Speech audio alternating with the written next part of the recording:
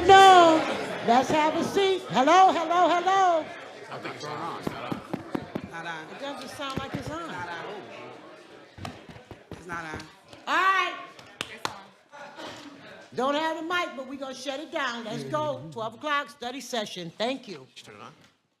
I don't know. Okay. It's just a noise. Counselor Gathers. Thank you, Madam President. We have item A, the local law, City of Syracuse to grant permanent easement to Niagara Mohawk Power Corporation, Verizon, New York, Incorporated, located on the properties of Shea Middle School at 1607 Gathers Street in South and Grant Avenue, and also Bellevue Elementary School on 207 Stennard Ave and Grant Avenue for a new electric service and new telecommunication service as detailed in Exhibit A for the SDSD Network Operations Center at the Shea Building for $1. All right, so you calling it ready? You calling somebody up? What you doing? I don't think there's nothing to talk about for $1, I guess. But we're calling it ready. Does anybody want any information on this? We're all set? Good to go? All right, we're good to go. Thank you. I have item 9.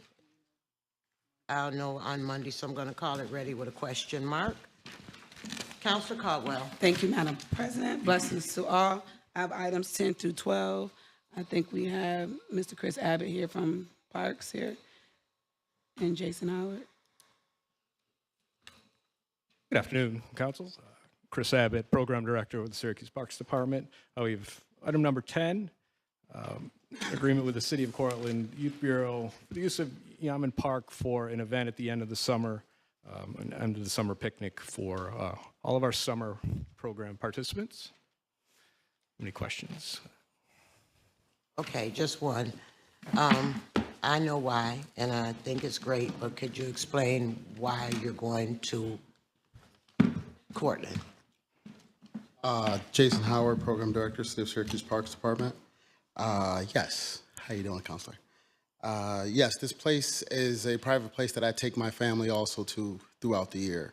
It's kind of private. It has all the amenities that we need. It's a different experience for the kids. We used to go to Green Lakes, Jamesville Beach, over and over again, It gives the kids opportunity to see different people, play in different areas, and also take part in different events for their own achievements and growth. I think that this is a great place because it has everything. It has basketball courts, volleyball courts, it has open green space, it has a private beach. They have their own lifeguards also. We have pavilions and things that we'll be using. That's what the cost for this will be, for 2 pavilions at $125 apiece. So these are the kids that work in the parks, right? And These are the entire youth department as a whole for our whole summer program. Are the majority of these inner city kids? Yes, we do inner city kids in the city of Syracuse, yes. Okay, because I kind of get where you're going, because a lot of these children don't even leave a block that they're from. So I kind of get that, and I appreciate that. Just new experiences for What about them. transportation? Excuse me? What about transportation? Did you mention that? Yes, we have 2 vans and we also have a bus also. So they'll be all set. Yes, they'll be all set. Who cooking the barbecue? Excuse me? No. Okay. Any other questions? Jason, this is great. I think we got to expose our children outside the area so they can see. Different habitat. Yes, different, absolutely. Absolutely. Any other questions, counselors? So any plan next year to maybe look at other venues as well? Yeah, so this is June 22nd was my first year in this position. So Congratulations. Thank you, I appreciate it. So the challenge was creating all of these things right away, creating these different dynamics, creating different things for the kids to do, providing different outlets for them to see. That was my goal for the year. So I think we hit that. And yes, Counselor, yes, there's definitely opportunities to find different places each year for the different venues and stuff that I choose, yes. Maybe there'll be a chance to take them down to Yankee Stadium, Justin. That'd be great. That's what I'm talking about. See, that's a perfect. That's what I'm talking about. You know, that bill will be coming pretty soon. You guys be ready. No, we can get with the Yankees and work out a deal. I don't Oh mind yeah, begging. we get. Last question. Sure. $250? Yes, it's $125 for 2 pavilions. So Oh, we're okay. reserving 2 pavilions out there that has grills that will be providing a picnic lunch out there for the youth. That's actually a good price. Yes, real good price. Mr. Howard. Sure. What high school did you graduate from? Bulldogs High go School. roo roo. Corcoran High School. Bulldogs go roo roo. Bulldogs go roo roo. Yes. Thank you, Mr. Howard. Are you doing item 11 too? Yes, I'm on item 11 also. This is part of our cooperative play day. Last year was the first year to implement cooperative play day. This year I had the opportunity to use the same DJ. She's a local kid from our area, came through our park system. So what better way to reward a youth to come back and provide services for our youth? Thinks you went to Corcoran, right? Bulldogs go roo roo.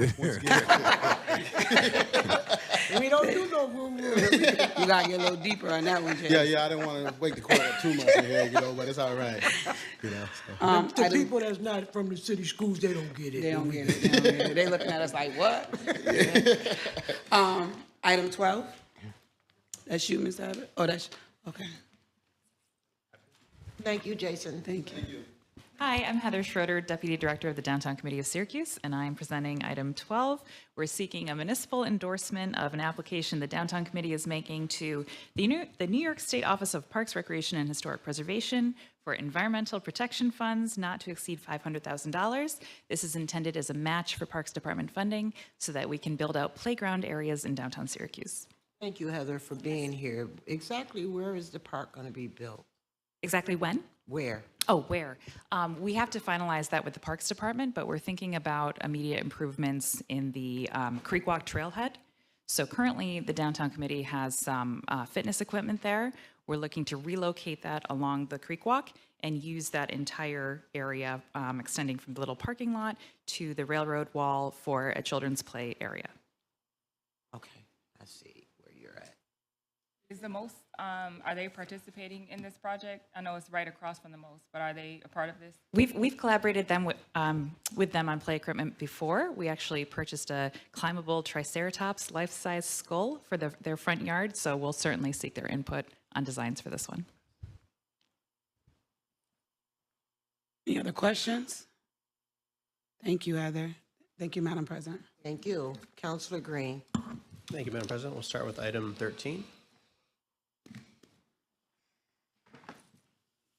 Good afternoon, councilors. Matt OJ, Commissioner of Assessment. First request today is to amend Local Law 6 of 2006. We are in two parts this month bringing to you revisions of the disability exemption and the senior exemption, both of which recently had changes to the exemption amount structure authorized by New York State. We anticipate the county opting in and the city would like to opt in too, extending eligibility to a broader swath of the population for each of these exemptions. Commissioner, so I know this one's just the disability and veteran portion of it. Do we have an understanding of the scale of how much money this would redistribute? It's a good way to put it. We've got a limited understanding. We've crunched some numbers in conjunction with our peers at the county. We don't have a lot of applicants for the disability. The area where this would really, I think, see some attention for our office is the senior, which we'll be bringing to you in the form of an ordinance next session. This would be in the dozens of applicants, I would imagine, with not a lot of dollar effect in terms of shifting the burden to other taxpayers. This piece, This disability. The seniors would likely expand what's about a 1,700 participant program. We think probably fourfold. The dollar figure attached to that is a ballpark figure. We think it might affect approximately $1.8 million in terms of municipal revenue. But again, that's a pretty broad estimate. $1.8 million. Yeah. So, well, misused the term revenue there, shifting that much money to the rest of the tax base. Revenue neutral for the city. So you don't see a big uptick in the number then? For disabilities, this for particular- disabilities, no. This is a pretty minor exemption. For whatever reason, it's just been joined at the hip with the senior exemption for a long time, except that this was authorized initially via local law rather than ordinance. So you're saying the 1.8 million would be for For the this senior. one and the seniors combined? Just for the Just the seniors, seniors, yeah. okay. We don't have any numbers on this. It's a really small exemption. You might not know this off the top of your head because you're good at math and better than me, but maybe not this good, of what that breaks down to for like an average taxpayer that's not getting the exemption. That'd be helpful, I think, to know when that comes up. Is it $50? Is it $100? What's the tax increase going to be for them to offset this? We'll try to drill down on that and have a good answer for you on August 14th. And then once the numbers come in, could you give us the numbers Absolutely. of people? Because I really think because we're publicizing it, you're going to get more than you think you're going to get. We've got a worst case scenario in the back of our heads, and we'll see if that comes to pass.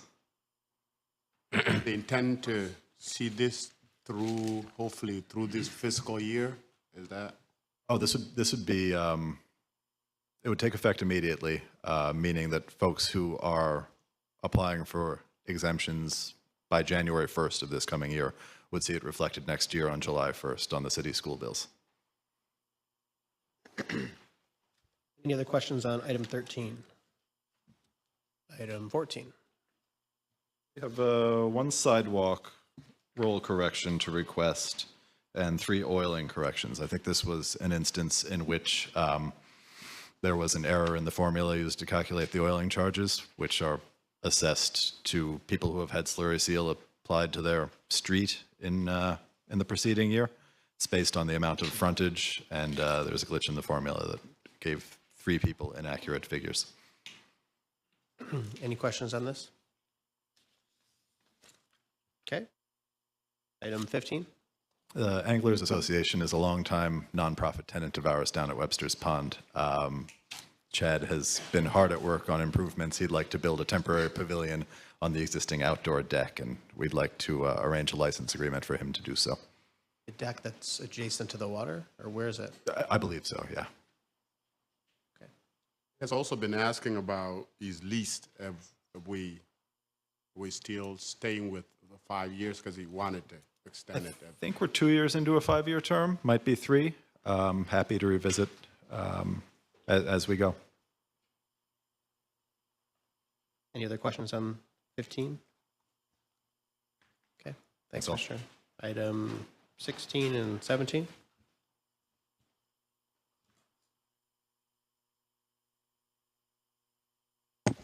Good afternoon, councilors. Vicki Voss, Deputy Commissioner of Finance. And let's see, item 16 is for our Ames software, which we use for parking.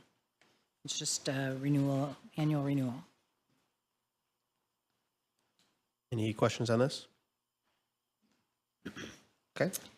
Item 17 is, we were not until last year, we were not getting data from all out-of-state DMVs. So this is an add-on additional charges that is based on the number of plates that are out-of-state that are researched, so we can send the parking ticket information to the registered vehicle owners. Vicky, question for you. So when you the number of out of state, what's the number? Do you have no offhand? I don't know, but I can find out. Okay.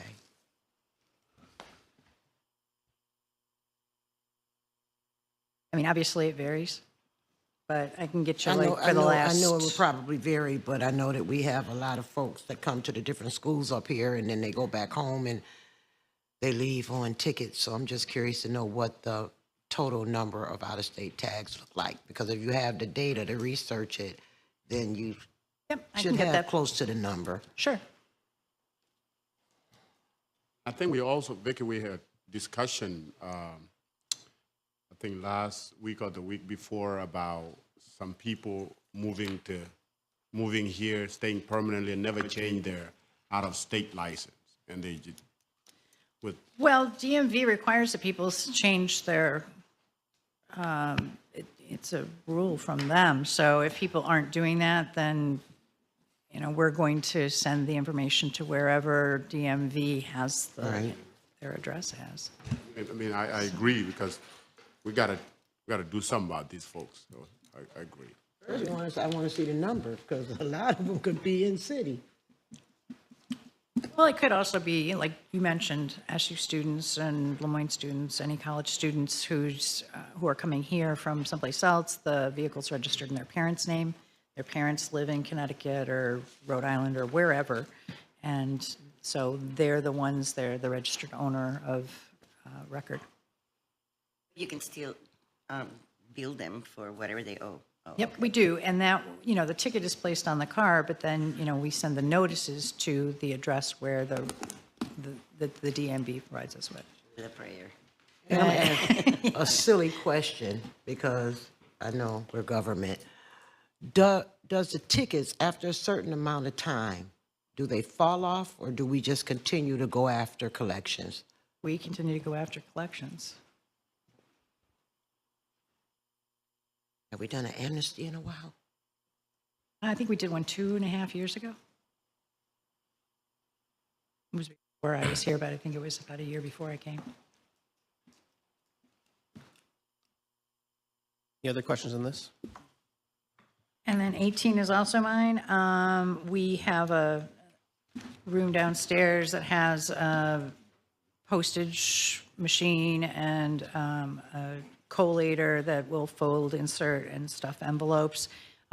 Primarily used, I guess, for volume. You'd say it was most used for tax bills, but everybody uses it. And the lease is up at the end of September. So we got a quote. It's, I think, $10 cheaper to get a brand new machine that we hopefully won't have having repairs on constantly, as we are the one we have now. It's better to lease it than to buy one? That has been the process in the past. I would have to check with procurement and see if they determined what the cost would be for purchasing. Is this a local company? Well, Pitney Bowes is a national company. National company, okay. Dave. I'm not an expert in mail software postage. We use this at work too, and we lease them only because after a certain amount of time, then you can just send them back and you get a new one. If you purchase it, then you're just stuck with it until it breaks, and then you're just paying to repair it. So. Right. Okay. Very likely that's the consideration, because this machine is only 4 years old and we've been having tons of repairs. Just come take it and bring a new one, yeah. Any other questions on this? Okay, thank you. Thank you. Item 19.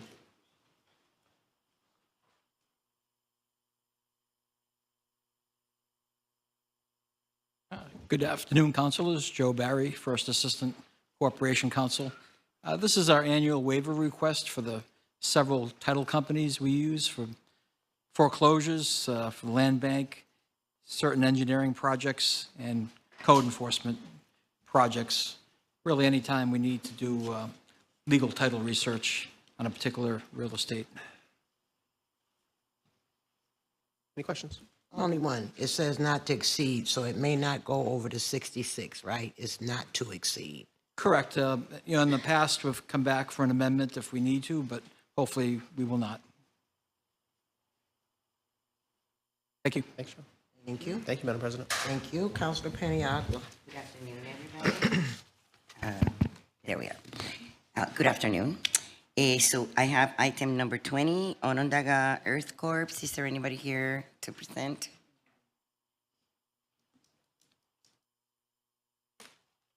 This is to provide training, programming, and supervision to our hired youth, not to exceed $52,203. Good afternoon, Council. Janet Burke, the Director of Research. This is an annual program that we run every summer. And Onondaga Earth Corps puts together teams to do cleanup on the streets and the business quarters, and also to do work in the parks and work with the children in the parks programs. They've started already, right? They did start right Because after I saw the some first- kids the yesterday. 1st of They were July. doing an amazing Yeah, job right in my thanks. street. Yes. They do a great job. They're a really great group. So they're going to be trained in between work, or how does this work?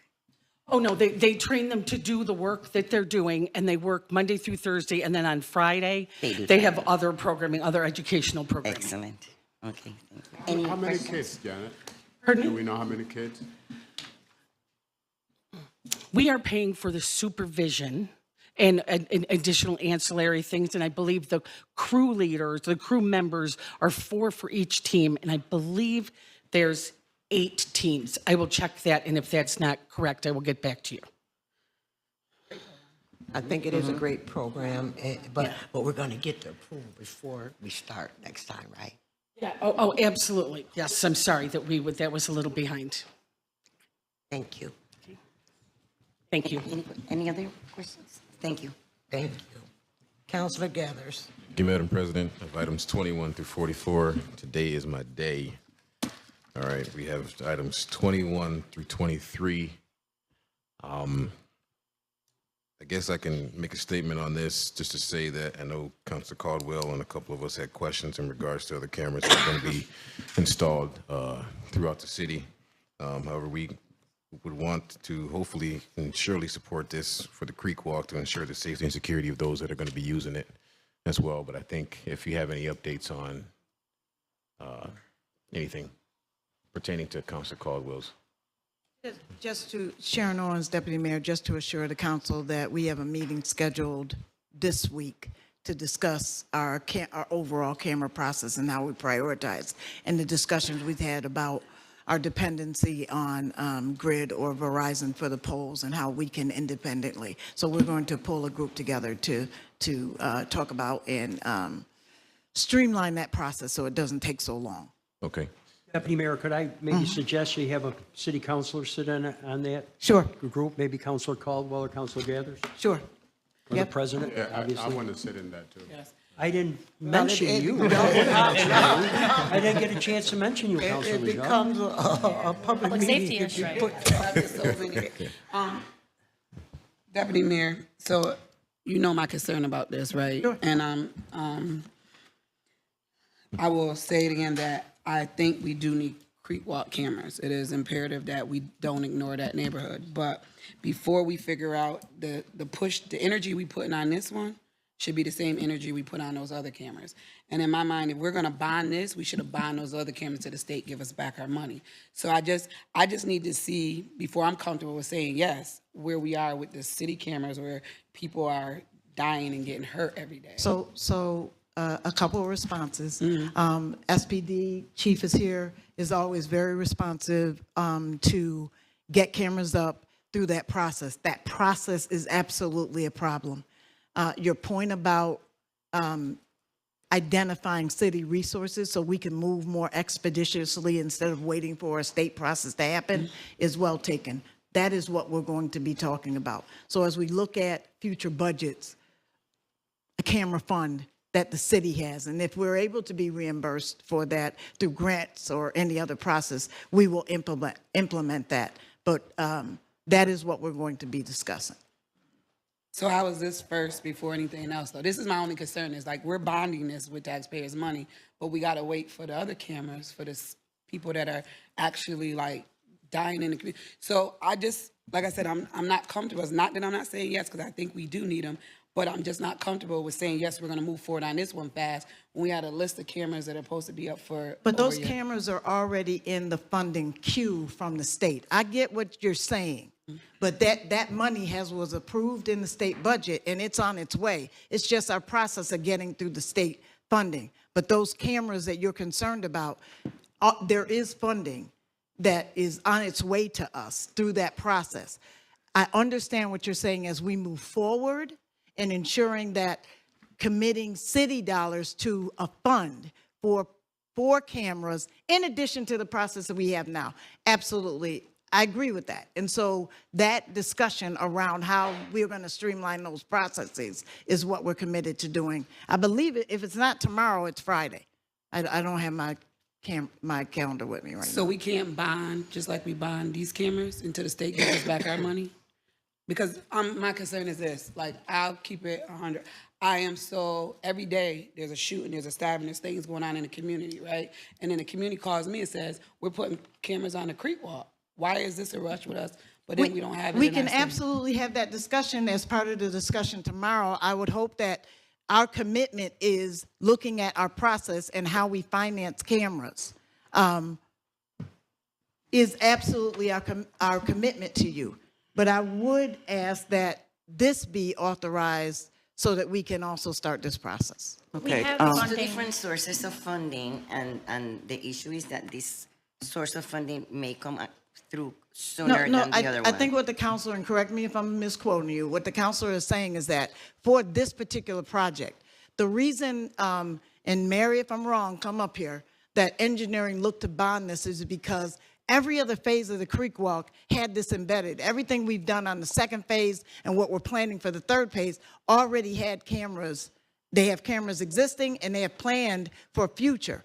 This first phase, which was not this administration, never included that in the project. Mary? Can I just jump for one? Please. I'm sorry, excuse me, Janet Burke, the Bureau of Research.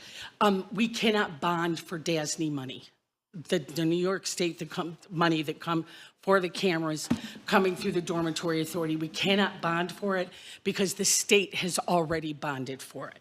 But Counselor, what we can do in a process, that's what we want to identify, is identifying in our capital or general fund resources for this purpose, even if we still go to DASNY. But it gives us some flexibility if it's locally controlled funding. So, Deputy Mayor, off the top of Yes. your head, if you know the time frame that we have for the money that's going to be received from the state to install the other cameras on the Do other we know list, where do we we have a are in time that frame on that? process right now? That's what I was trying to ask, Several of exactly, them, they're in yes. different stages. I gave them to the chief, but I Never can had certainly answers. send you that. We can circulate that? Sure. Okay. Okay, and then my other question would be, to go along with that, with the dates, if this were to be approved, how soon would these cameras be installed compared to the other cameras that we're waiting for the money to be installed for? Probably in a year or so. Here, for the creek walk. That's my guess. Okay. It's an estimate. And the We others haven't- will take longer. We haven't started. Not necessarily, okay. My other concern is, we've asked multiple times where this is, right? What are we doing with, and it's like, we're working on it. But meanwhile, we're pushing this and people in their communities are like, we need help, right? So no one's living at the creek walk. And I get what you're saying, Deputy Mayor, but I'm speaking upon the deaths and the shootings and the stabbings. in the I community. just want to be clear that I don't want a perception that we are not following up on the requests that have been made through neighborhoods on cameras. So the process is the approved state budget, it ends up in DASNY, which most of the infrastructure projects end up. And there is no secret that what comes with DASNY designation of state funding is a bottleneck of waiting for money to go through that process. So there is no delay on reacting thanks to our state officials who push this through. It goes through DASNY, and then our departments begin to work through their process to get the money. So the reaction from us is as soon as we have the money, we start the process. The other delay, which we want to get more control over, is where we install the poles and how we can establish new infrastructure, new poles that are ours and owned by us. Those are the two bottlenecks when it comes to the cameras. So I just want to be clear that there is no emphasis from us of whether or not one community is more important than the other. What happens is that funding goes through a process that starts at the state and then comes to us through DASNY. Money through DASNY takes a while. And so that turnaround is the problem. Once we get them, the new delay is the coordination with the owners of the poles. That is absolutely something we want to take control over and establish our own poles, as long as we're not exceeding the infrastructure capacity with 5 or 6 poles on a corner. And So we're Deputy going Mayor, to let look me at ask you this, that. right? When you talked about the poles, because we talked about the grid poles, Verizon, all those folks, okay? I had a conversation with Grid. Okay. And so I think it might be I'm not saying we don't do our own polls at some junctures, Yeah. but I still think that conversation with Grid about their polls need to take place. I mean, I know you've talked to them, but we might need to go a little step up. I don't want to call it out. I know exactly where you're going. Okay. Okay. Okay. Yep. Yeah. So regarding. While we still are looking at the feasibility of our own And that's fine, infrastructure. but Okay. if it causes us to be able to get cameras up quicker, if we can take that step up, Yep. then we should do that. And beyond the pole issue and the delay related to that, what about the actual contractor who installs the cameras? Because I heard from SPD a few months ago that there's only like 1 gig in town and they can only allocate 2 days a week, and so their time is limited. Exactly. So part of this discussion that we need to have about the infrastructure, not only infrastructure, the pipeline, as the chief has reported, has gotten better. We also need to have contingency plans. If there is a pipeline problem, do we only have one source of cameras? Should we multiply the sources of our cameras? Who are the qualified contractors to be able to put these cameras up? Is it proprietary because the poles aren't owned by us, but if we own the poles, we'd have more flexibility on who actually installs our cameras. Rich Shaw, First Deputy Chief. Chief Cecil and I are meeting with IK Systems to discuss those issues next week of how we can get more coverage. Is it, Deputy Mayor, is it possible to have a report to us as to what cameras are going in? Don't give us what has already went in, but what is in the works? Yeah, To which district and which district they are going in? I think a list was generated, but we'll generate it again and we'll make sure it's by district. Okay, that would Okay. be great. That'd be great.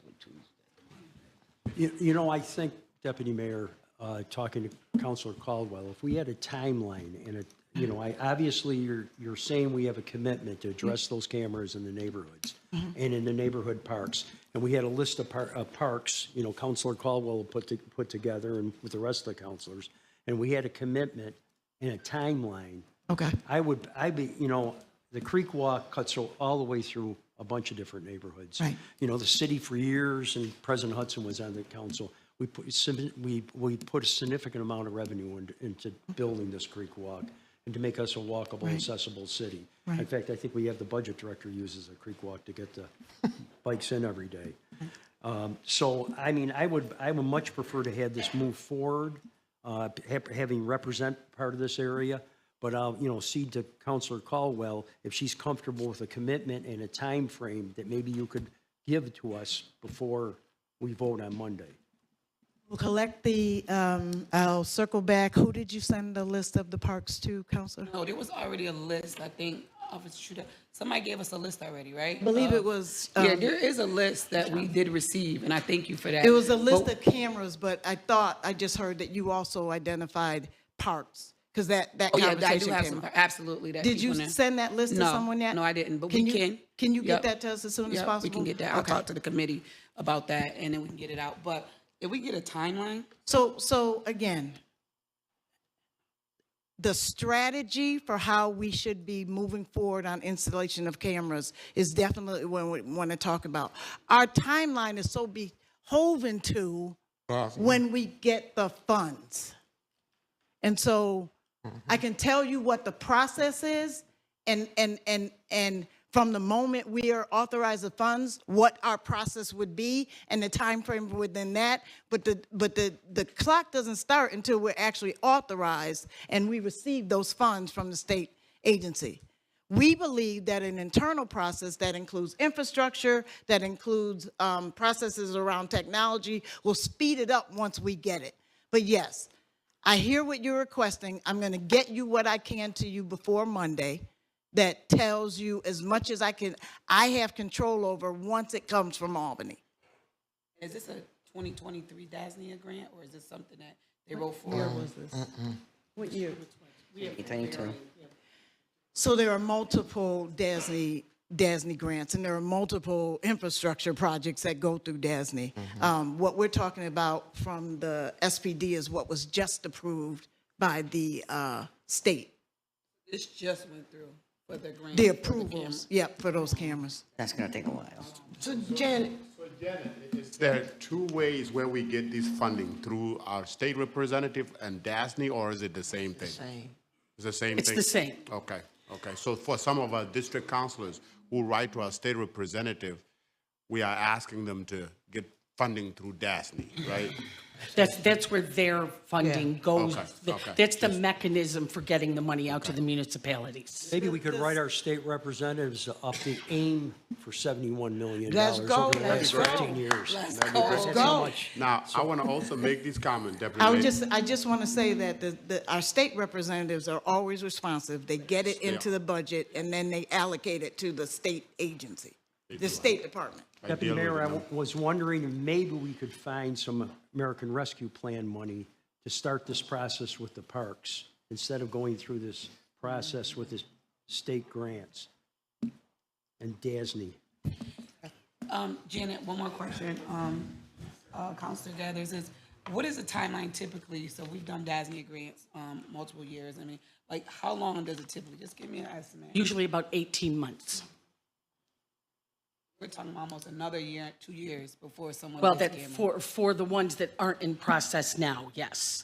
It's a daunting process. It gets to DASNY, and I think they have 6 reviews: a legal, environmental, administrative, and then it could get all the way to the last review, and someone doesn't like something that was filled out, so it gets kicked back, and we have to start all over. So although I will say very, very recently, it seems to be going a little more smoothly, but it's a long process.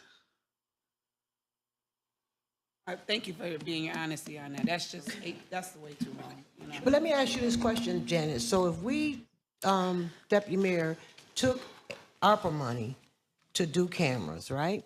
And if the DASNY money comes in, would we in turn be able to take that DASNY money and roll it into another project? Or would it be just straight for that one? The state legislation is for very specific things. So we couldn't We flip have to it? use it for what it was approved for, just like you all approved legislation. We have to use it for what you approved it for. It can be used as a reimbursement. That I Because if that's the case, then we can use the ARPA funds, and then when the DASNY money comes in, it's just a reimbursement. Yeah, I will check on that. I don't know about that. What I'll do is I'll just, if you all can, cases we can. Right, but I'm not sure about DASNY. so what I'll do with this, if you all can just, with the notes that everybody's requesting, if we can just get that information to us at least by tomorrow, I'm going to move on to the next items, if that's okay with everybody else. Yep. Item number 24. City Engineer. Item 24 through 27 is related to the Rand Ave sanitary sewer construction project. This is to install a new sanitary sewer in Rand Ave and St. Mark's Ave to serve 6 residents who are currently on a private sewer that is having structural and sewer backup issues. So we are applying for a grant to help offset the costs of this project. So these documents are going to be part of a requirement to submit the grant application. So item 24 is the negative declaration of the type 1 seeker action. 25 is the application, approval for application and agreement with New York State Environmental Facilities Corp. 26 is a bond ordinance authorization, and 27 is a project authorization, and the total cost is $656,000. But again, we're doing this, all of this, in order to try and qualify for a grant. I just want to, this is a really challenged street. Rand Ave, we've heard about it for many years. It's an old railroad right-of-way. It was never a street, and these folks have been going through a real difficult time for a lot of years. And I want to commend Mary, and first time you've heard this, Greg Lowe, I'm only kidding, but Greg Lowe for his persistence and tenacity, and the administration for addressing this neighborhood that's been going through hell for a bunch of years. And I really commend you for this. Let's cross our fingers on the grant. Absolutely. And if not, then it says there's 100% local match, right? Well, Find it. we're not sure how much of what percent the grant will fund. It depends. They review it, and it could be 25%, it could be 50%. I'm not sure. We'll find out once they review the grant. even if we don't get approved for the grant, we're moving forward with the project? I don't think we are. Any other questions? Yeah, we're not. That's not my decision, but my understanding is we are looking for a grant to offset the cost. If we don't get the grant, we'll have I don't know the answer to that question. Well, I'll answer it. We're going to do it. You know, I think the council will be supportive of this. Okay. You know, so I would say go ahead, Mary. Okay. Got Councilor Hogan's stamp on that, so Yes. we're good to go. Throw my weight around. All With right. President Hudson's permission. Any other questions? All right, item 28. Item 28, 29, and 30, we do have a grant, new tip project for the James Street paving project from Salinas Street to Grant Boulevard. This is, the good news is we have 80% federal funding, 15% Marchicelli, and 5% local. So this is requesting authorization for the bond, the agreement with New York State DOT, and project authorization for a total of $1.272 million. The bad news is we don't have funding for the construction until federal fiscal year 26-27. So really it won't start until 27. The total project cost is $12,252,000. The reason we don't have construction funding is the financing on the SMTC's Transportation Improvement Program. If we can get it moved up, we will. I will. It is going to take some time to do the design process. We do full traffic analysis. We're going to try to incorporate the rapid bus transit lane, one lane each direction. Take 3-4 years before we move forward. 27. Yep, 4 years. Okay. So there'll be public input on the design of the project, so you'll be hearing, have lots of opportunity to comment. But this gets the ball rolling on initiating the project. Thank you. Item 31. 31 is requesting cash capital for $64,000 to replace our two vehicles, 2007 Chevy Malibus that have been retired. And what are we purchasing? What 2 vehicles are we going to purchase? Purchasing 2 vehicles to replace 2. Okay. What year were they? 2007. We're scrapping them to auction, right? They've been retired already, right? We are. They're right? gone, yeah. Okay. All right. Thank you. Thank you. Who's taking item 32? What you got, big book? Good afternoon, councilors. I'm Commissioner of Public Works, Jeremy Robinson. In March, we did an RFP seeking contractors to perform street lighting maintenance, and we only got one proposal back, and that's O'Connell Electric. We're asking you guys to use them on a 2-year contract with option to renew for 1 year. So let me ask you this. You said that we only had one response back, which was O'Connell.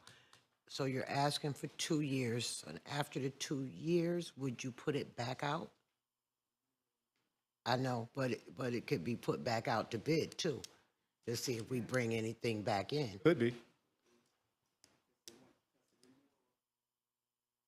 Right. So I was just curious if you would be putting it back out We can after explore the that 2 option years. after the 2 years. And maybe we might get more than one and might get a better price. Right. You got a question? Good. All right. Bulldogs. All day. Commissioner Robinson. I liked you until you said that, man. Oh, sorry. Yeah. I'm from the south side, so Corcoran. It's okay. Okay, all right. Here we go.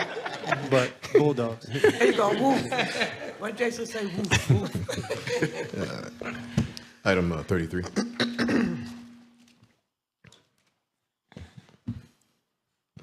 Good afternoon, Council. Neil Burke, DPW. Go Cougars.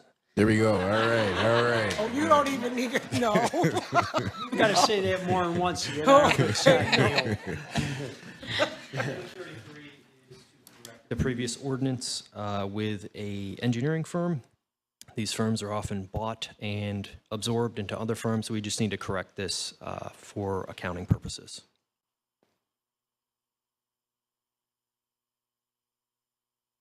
All right. No, all right. Let's back up a minute. So Bergman's is Collier now? Correct. When did that happen? Okay, that was recently then. Yes. So we won't see any more Bergman. No Bergman. Their staff and offices are retained by Collier, so the same faces are around. They're just under But just new a name. different name. So when we RFP, it won't be Bergman, it'll be Collier. Right, and before Bergman, they were another firm 5 or 6 years ago. I can't remember the name. Okay. It's okay now. All right. Good. We're fine. All We're right, good. all right. 34. 34 is a request for a waiver of RFP with an existing firm that we're doing work with. We have a couple of ongoing projects with them that were subject to a couple of unforeseen delays and moved into this fiscal year. So we're coming to ask for permission to extend that agreement 1 year only to get that work done. And what exactly are they doing? This is related to traffic calming design. So this is speed humps and signage adjustments. There are a number of ongoing projects. And since you're talking about speed humps, how many speed humps have we installed so far? I don't remember off the top of my head. We've got just over a dozen, but if you'd like a list, I can get that to you. That would be good. Certainly. And when is phase 3 planning to start? This is part of phase 3. So this is very preliminary work related to phase 3.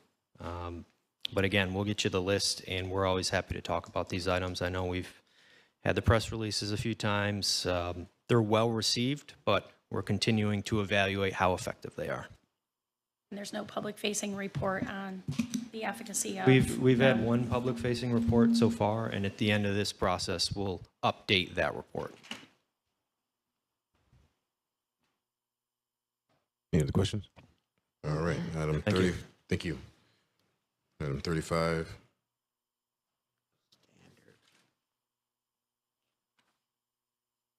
Rich Devesti, Fleet Director. 35 is just updating the sewers fleet.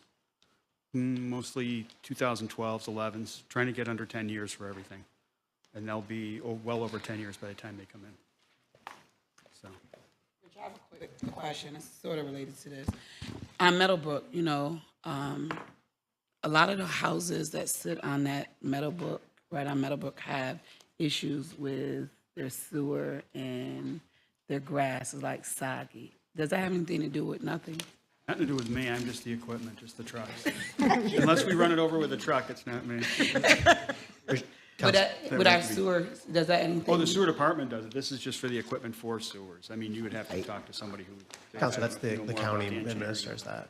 In the middle of Meadowbrook or something? Is this the Meadowbrook Creek? Yeah, so because of the creek, if you go down Meadowbrook, right, most of those houses all have their grass is like mush because of the water issue that's coming from. It's the whole, like Meadowbrook, that whole line and that Okay. front part. So I was just wondering if it had anything to do with the sewer, was that just the Meadowbrook? And I just watched this from walking down Meadowbrook.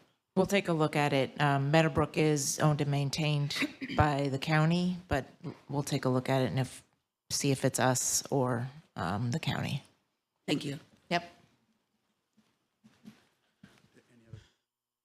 No, that's good. Thanks, Rich. Right, we got item 36.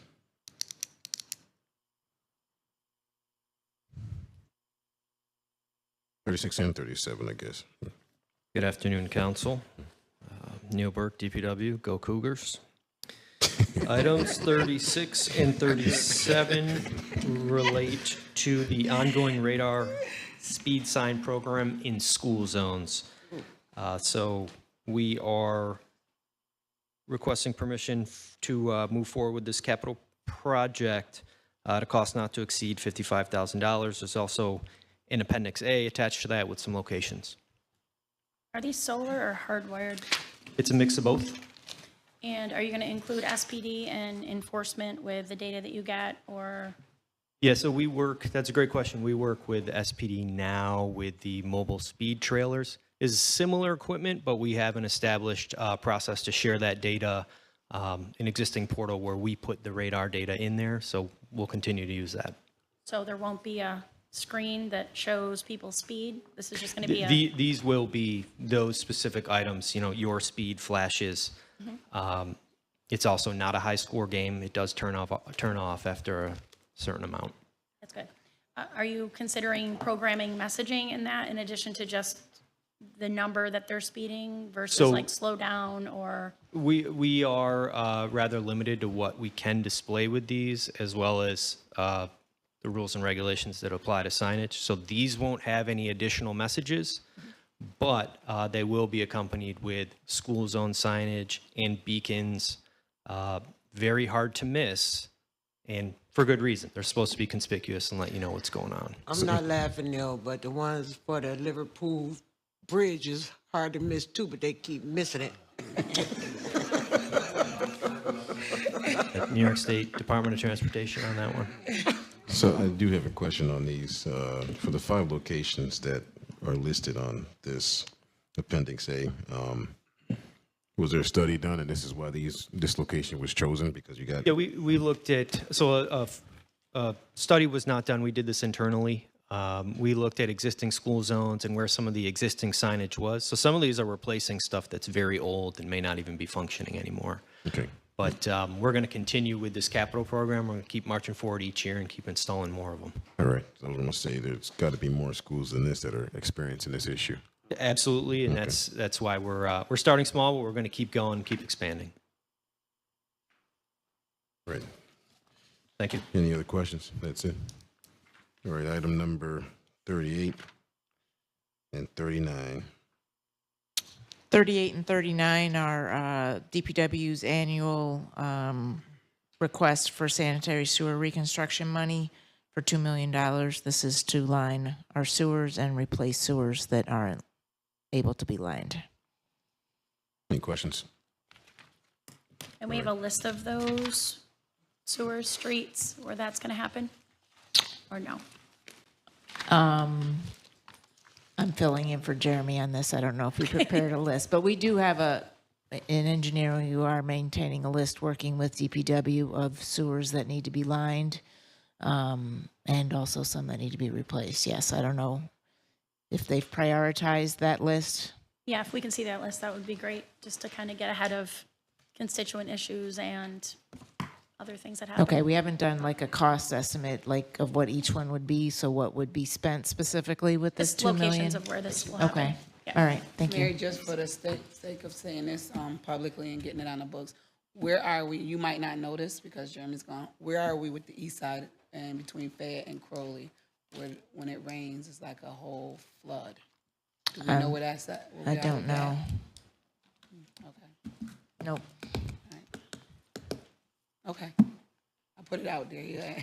Thank you. All right. Items 40 and 41. Hi, Rich Nevesti again. This is just to buy an additional sweeper. We didn't buy any last year. We bought 3 the year before. This is just to keep us updated, trying to keep 1 a year, street sweepers. So how close are we to actually updating our equipment? I know since I've been here in this administration and we've replaced a lot of vehicles, DPW and fire, police. How far out are we to be replenished? I know it has to continue to move Yeah, well, forward. different departments do different ages. You know, a police car doesn't last as long. We're trying to get to 10 years on most, well, it's 15 for fire engines, so, and older for the bigger equipment. We're getting closer. I mean, I'm still replacing 10s and 11s right now. I'd like to get to a point where maybe in 2 years we are replacing, 2015s. So that we're getting to a 10-year, but. Okay, because the last one was a 07, so we're way out. Yeah, those, yeah. If something's still useful and it's kept in good shape, we'll keep it as long as we can. We don't get rid of anything that's decent. So if we can run it, we will. If And it's, I'm gonna ask this question, right? Because I know we're buying for all of this stuff, and I know that we auction off a lot of our vehicles. So when we auction off in bulk, at some point, some of that should be able to pay for a truck or two, right?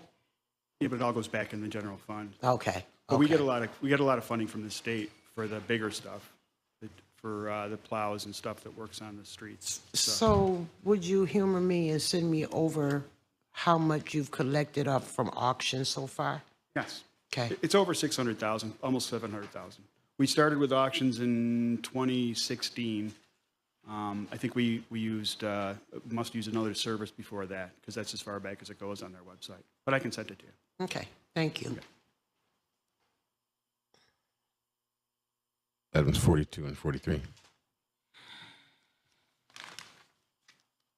Don't say it. Be proud, be proud. Good afternoon, Council. Again, Neil Burke, DPW.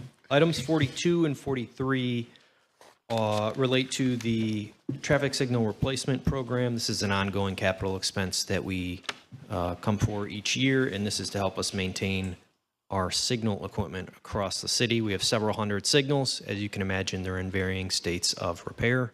So these funds are used to make necessary repairs and also plan for larger items. So this could be something in the signal cabinet, could also be a signal pole or a signal itself.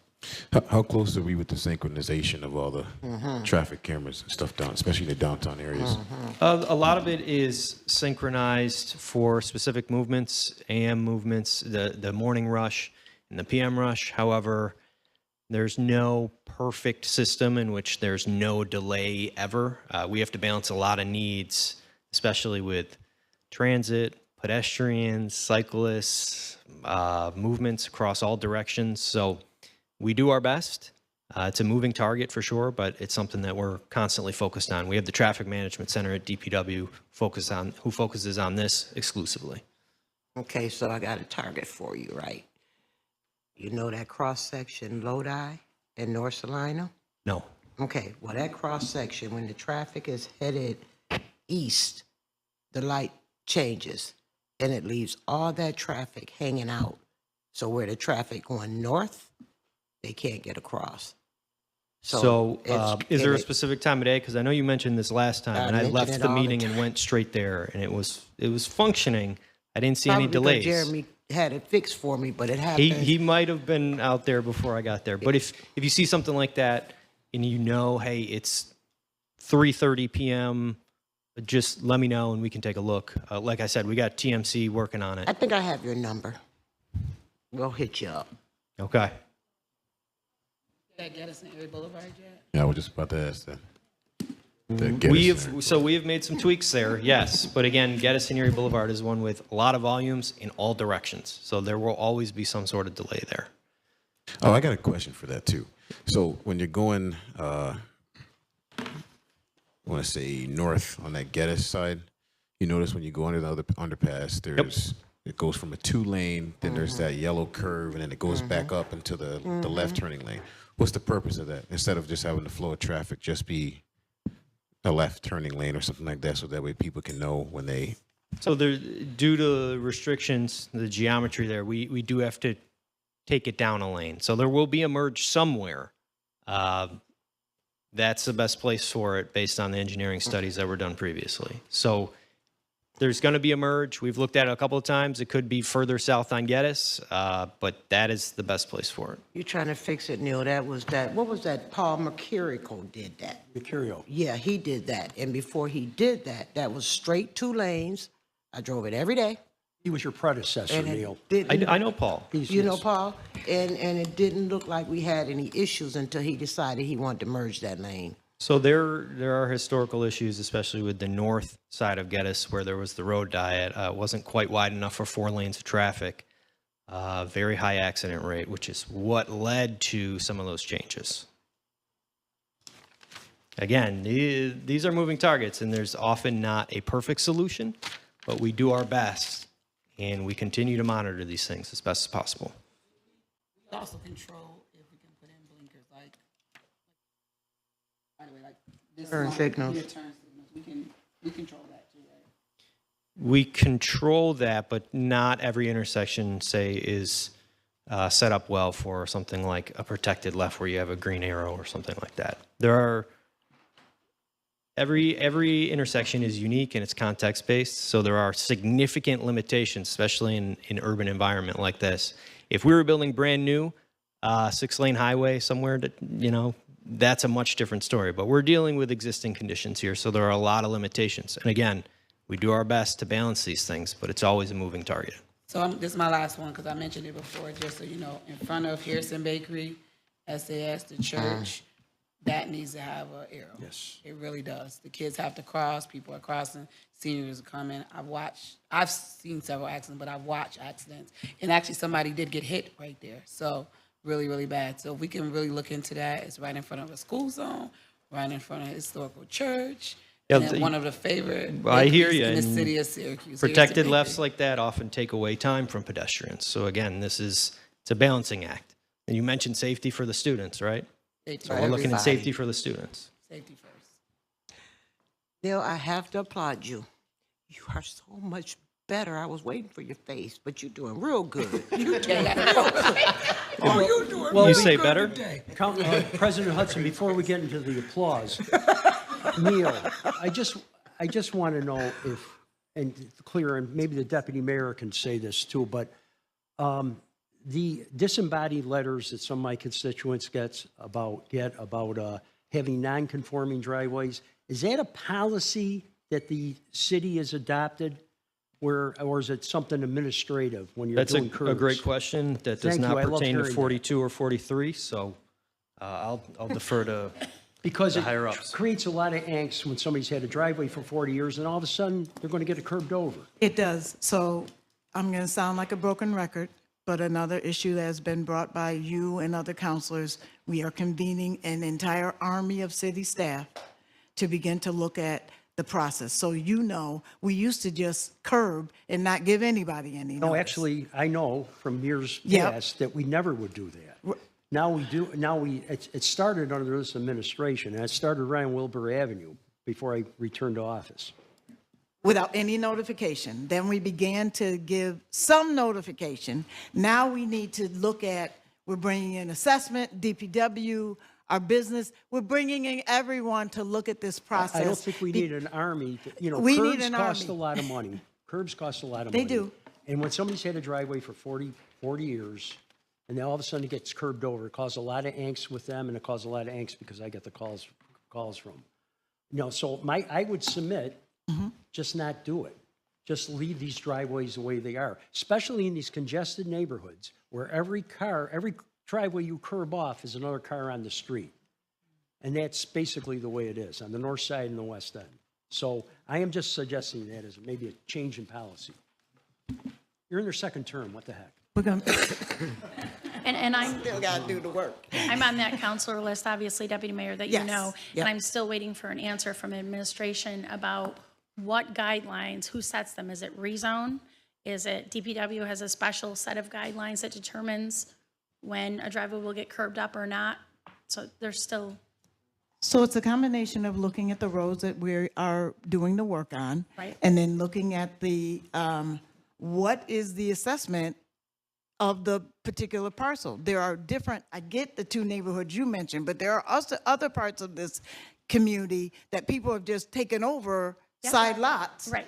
And are driving and parking on side lots. Right. We do not want to set up a cookie cutter process. We want to be able to be flexible and look at longstanding owners as opposed to people who have just, we've demoed and there are Oh, I am lots. all in Yep. favor of Yep. like abiding by the rules right now where Mm. somebody just puts a driveway in. I have an issue up on Ferris Street with that. Mm. And we addressed that with this.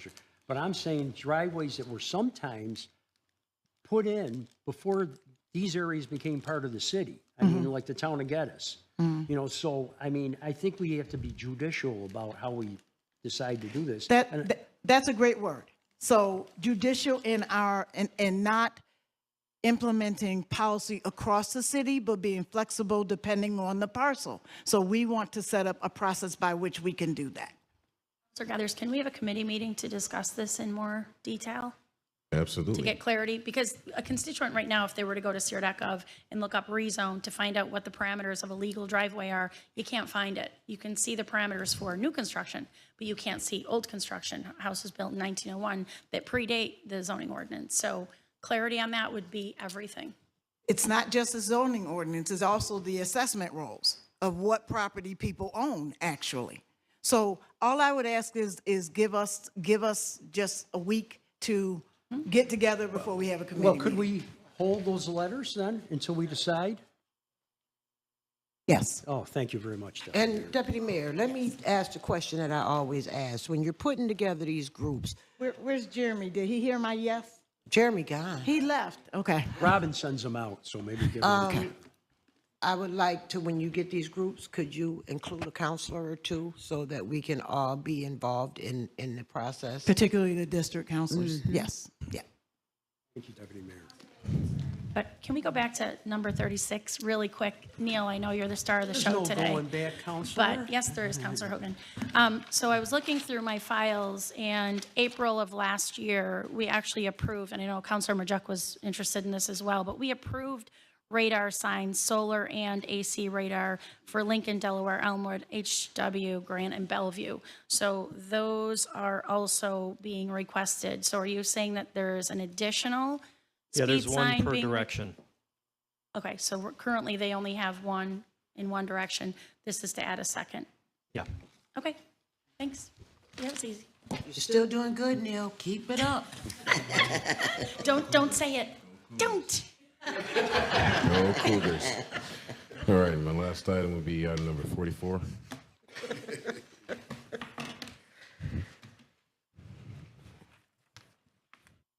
Good afternoon, councilors. Pat Shell for the DPW. Item 44 is for professional turf services, is for replacement parts and repair work on tractors, mowers, turf equipment, the parks use. Any questions? Hearing none, thank you. Madam President, I'm all set. All righty, thank you. Counselor Hogan. Thank you, President Hudson. I have items 45 through 54. And 45, we had a meeting on that earlier today. It's a local law. I'll introduce and table. If anybody has any questions regarding, they can either contact me or Mr. Dishaw regarding this, or Greg from the law department. So we had it's a way for us to address some of the situation regarding cigarettes and vaping products that are sometimes peddled near our schools and our parks. Counselor, just want to make sure we put, that I'm aware that you're not requesting a public hearing, right? No. Okay, good. No. I mean, Introduce and I didn't table. mean to say good, but. Item 46 and 47, Councilor Majuk, you had some issues with this. Yes, I did, and I spoke with Owen, I spoke with Commissioner Matt OJ. And Owen, could you just come up for a second? And just reiterate our discussion in terms of the concern I had about the buffer zone and where this is going? Yes, Councilor Owen Kearney, Deputy Commissioner with Neighborhood and Business Development. You and I spoke a week or more ago about the location of the expansion. And just, I wasn't at the last council meeting, so I apologize, but just to maybe repeat what you and I discussed, there were some concerns you had about the how close this was to the adjacent neighborhood. And you and I talked about how this is generally on that Ainsley Drive side of that larger site, a site that Syracuse University uses for a variety of different uses, operations. They have offices down there. And what you and I had talked about was that the expansion parcel is towards Ainsley Drive and not necessarily abutting the neighborhood to the north. And so I offer that for consideration and happy to discuss in more detail if there are questions. And that, Council Hogan has pretty much answered my concern, and I also had spoken with Matt OJ as well, just to make sure that there is no additional land space being added to what is already existing, but they are transitioning from Class B to institutional district. It's just a change of the status as opposed to change of space. Yeah, so I'm good. Thanks, Owen. Thanks, Councilors. Counselor. 48, the law department has informed me they have no issues with the special permit, so I'm going to offer this up for a vote, unless there's any questions. 49 is, this is you again, Owen, New York State Local Waterfront Revitalization Plan. That's correct, Counselor. This is a request for authorization to apply for New York State Consolidated Funding Application, their annual application process. There's two before you, 49 and 50. 49 is a request for dollars to construct improvements in Inner Harbor Park. This is at the corner of Van Rensselaer and Kirkpatrick Street. It's the city-owned site just adjacent to the amphitheater in the Inner Harbor. It's currently a parking lot. It's there's essentially a field there, parking lot. It's right across the street from the Parks Department. The city has received funds to redesign that space, planning and design funds last year. This request would be dollars to construct the new design. So that is the request before in number 49. So what are you looking to design it as? To basically, with all the other investments and improvements going on around the Inner Harbor that are planned, this is a space that, how could we improve the safety, the visibility, the aesthetics, the pedestrian experience? As we know, Parks is also making an improvement right adjacent to this site with a new accessible playground on the concession areas. So this would build upon that with new seating, perhaps. We haven't done the design yet, so that's something that is to be determined, but how do we refresh this space, improve the parking area, lighting, safety, and just the experience for residents and visitors at this location. So you're putting a playground in that park? The Parks Department has funding allocated and is in the process of installing a well, they're not in the process of it, but that'll be forthcoming to put a playground, an accessible playground at that location. That's correct. Okay. So our project, which is directly adjacent to that, would continue to build on that investment with these state funds. The request before you would be to solicit funds, to state funds to construct the design. Okay, so when they're doing the design, I hope they're designing in toilets. Say that again, Councilor. I hope they're putting in toilets because, I mean, it's a lot of people, no, you're laughing, but it's a lot of people use that park and there is nowhere in that area, that little area for anybody to go. Understood. And I should mention that we are not under contract with New York State for the design. That should be any day now. But that design process will have a public engagement component. So your concern is a good one and one that'll be part of the discussion. You know, to President Hudson's point, the Parks Department being so close to that, and the old police horse barn and all that, it's like that we should incorporate that maybe for use of facilities like President Hudson said, because the creek walks right by there. Absolutely. And maybe some time down the road, we have a fully staffed, you know, has a place where an event space, Councilor Manto put together a great festival that was there. The Pride Festival was amazing. And there's a lot. Event space is just tremendous. Because they're having a family fun day down Yep. there. So it's a lot goes on in that particular area, but there's nowhere for anybody to go and do what they need to do. Understood. We know that's in terrible condition, the actual decking in front of it, so we have to fix And the grass cutting. the grass cutting, et cetera. It's The just whole- underutilized, but I think it's coming. I think it's growing. People are starting to use that area. So. And we're looking to just enhance that. It's still going to be public space, open space, well-lit, safe, and interactive, more for people to do. And the playground's a good start, and the Parks Department is going to be first in with that, our design of the space next to it, and the ultimate, if awarded, the construction of that would only build on everything that we're talking about. And, you know, the parks, of course, that parks headquarters is a park itself. And so, I mean, we probably should be cognizant of that in case there's any funding, we could like maybe reconstitute some of that area into like some area like a rest area. So. Understood. Good job. If there are no additional questions about 49, obviously I'm on, if you have questions that come up, happy to discuss.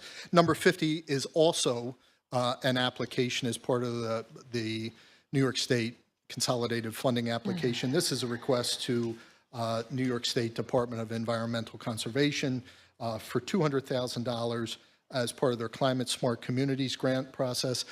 These funds would be used to update, to do two things: update the city's greenhouse gas inventory, and with that data, update the city's sustainability plan. So a lot of benefits. It's been close to 10 years since we have done that. That was identified as a priority of this administration's, and this funding would go to make those updates to the plan, and that, again, would also have a public engagement component and really set the city up for both state and federal funds that look to communities for a whole host of funding opportunities. But the plan is really, getting that plan updated is an important step to be eligible for those dollars. Questions? Okay, hearing none. Thank you, Owen. Thanks, councilors. Okay, 51 and 52 are combined. They're the Albany's Organizations Development Plan. Eric? Oh, who's?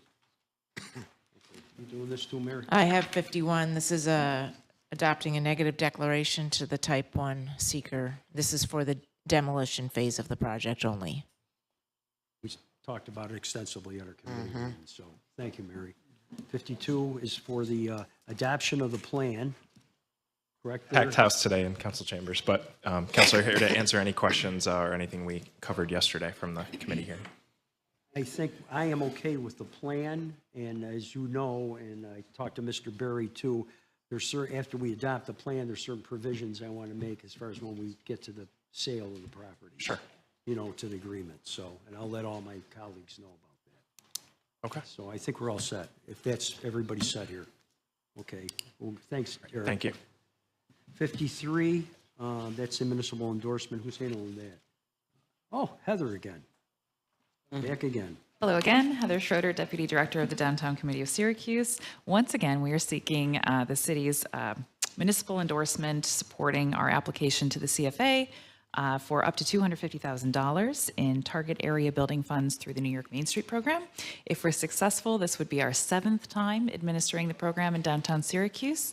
Our most recent round wrapped up in December of 2022 and included the lights you see in Bank Alley and a whole lot of facade improvements. So we're hoping to do more of that type of work in the 100, 200, and 300 blocks of East Jefferson Street, the 100 block of West Jefferson Street, the 300 block of Montgomery Street, and the 400 block of South Salina Street.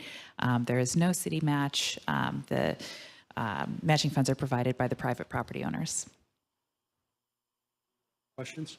Just a quick question overall, the downtown committee, is there a comprehensive plan that you operate according to, or do you just? No, and that's actually something that we are working with the planning office on putting together. We do not currently have a downtown master plan, and we would very much like to have one. I did have a question, but it was back to item 12, so I'm glad that you came back. For that part, so will the downtown committee be responsible for the upkeep, or would the city parks now be responsible for the new park? So it will still be a city park in its property and its administration. Essentially, we would be passing through the funds to the Parks Department for their administration. Okay. Yep. Thank you. Heather, when you said master plan, I'm so glad somebody mentioned that. So that will include like repurposing old buildings, possibly for residential and everything else. I mean, cognizant of what might happen in the future of downtown. For the New York Main Street program? Yes.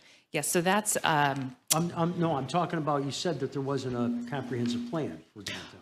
right, so our wish list item to have a comprehensive downtown master plan will guide the future development of downtown. So given all of the, many forces that are shaping downtown right now between, I-81, bus rapid transit, new housing demands, it would help to set a framework for that.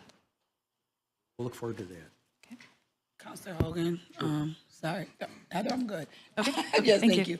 This will go back to your question. Not Eric. Oh, everybody could come. You have a team up here. Just back to the developmental plan. I think it was 52. Sure. Can we get from when we had our meeting yesterday? We talked about MWBEs, minority business, like people that are working for them. Can we get a breakdown of how many people they have on their staff that is a part of that? And it was, and I know we did talk about this as part of the meeting yesterday. They're directly under their payroll, and then there's the firms that they've used and contractors and subcontractors that have worked on their development projects. So are you speaking specifically to their payroll specifically? Well, will they have local contractors working for this project? In their commitment, in our conversations with them, but their commitment is that they would have local labor and they'd be using local subs all as part of that development. We're not there yet in terms of identifying those firms, but I mentioned the requirement we have certainly with the demolition, but also they will have the MWB utilization requirements too as part of the project. To what percent are we going to go for that? So 30% is what we have for the demolition, everything the city's responsible for, and then we're working at if any state support, you would likely see similar MWB goals as the development were to get underway. I want to see payroll. I want to see your. And yeah, because Eric, let's just be perfectly honest here, right? And the project is phenomenal because I'm thinking about moving there. But anyway, It isn't. let's be perfectly honest because Councilor Majuk and I think Councilor Allen alluded to it yesterday when they talked about the segregation in the city of Syracuse, okay? And I sit on quite a few of the different RFPs and I don't quite understand it. But when you're on that higher level, there's no people of color at all. And I keep saying it's not just black and white.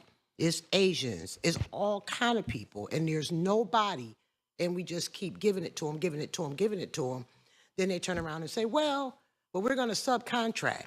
That's the lowest level of the whole project is the subcontracting. And I'm not being critical, but if we're going to do better, we have to really be honest about it.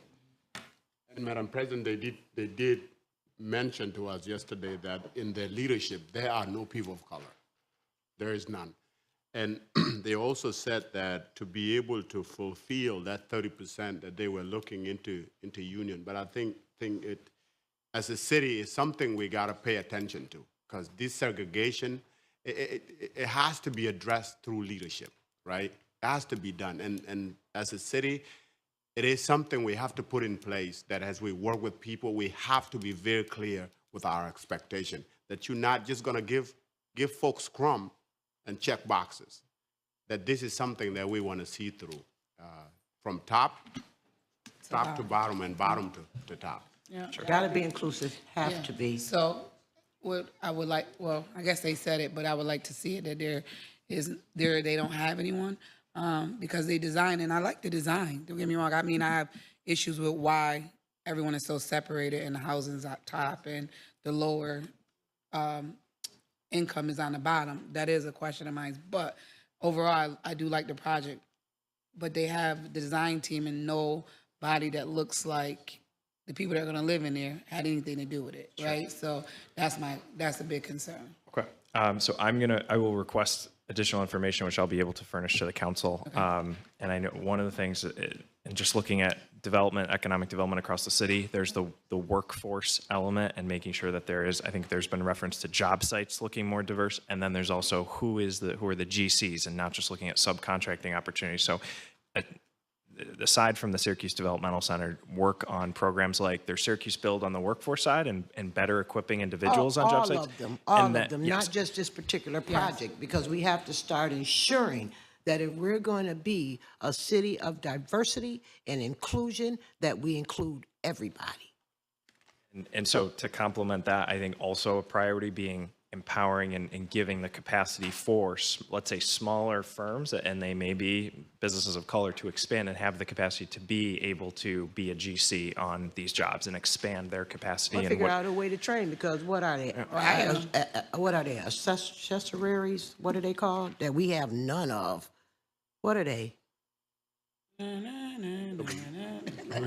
Well, so I'm not sure in that particular, but I think so this project, and we've talked about it's a significant level of investment. The city, of course, with the demolition, we're responsible for that element, but I think this is something we'll continue to really work alongside Albany's to make sure that these opportunities are for GCs and subs, and making sure that certainly there's diversity, but also inclusivity around who's benefiting from this development. This will also be a great opportunity for our MWB department to partake and be great participation with this as well, correct? Absolutely. Well, and I can tell you that with the demolition and all of the work that will go in with the city responsible demolition, that the MWB office within budget will be intimately involved in that entire process.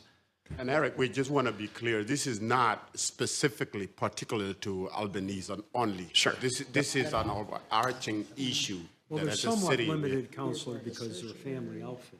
I mean, it's like, you know, so. Sure. But I think they made clear that a lot of times the folks that are actually going to go out there and do the work are going to be, you know, they have pretty diverse, so. Well, and so to Councilor Caldwell, to your request, I think that was particular to Albany's as I understood it. But just to some of my responses was, I think, more just citywide and holistically efforts and ways that we're trying to advance No, that. it wasn't anything personal against them. It just was they're here at the table and they're asking to be a part of this, and I think they're going to do a great job. But to see who is actually working for them is important, whether it was a family business, not see if there's anybody else on the team, you know, is important. And that's like everyone said, across the board. We're a diverse community, and we want people to know we want to continue to build that. But if you come in here and bidding, we want to see that your organization is diverse as well. That's all. Thank you. All right. Thank you. Yeah. Thank you, Council. To that point, 54, we got a bunch, is this you, Deputy Mayor? 9 qualified terms for demolition.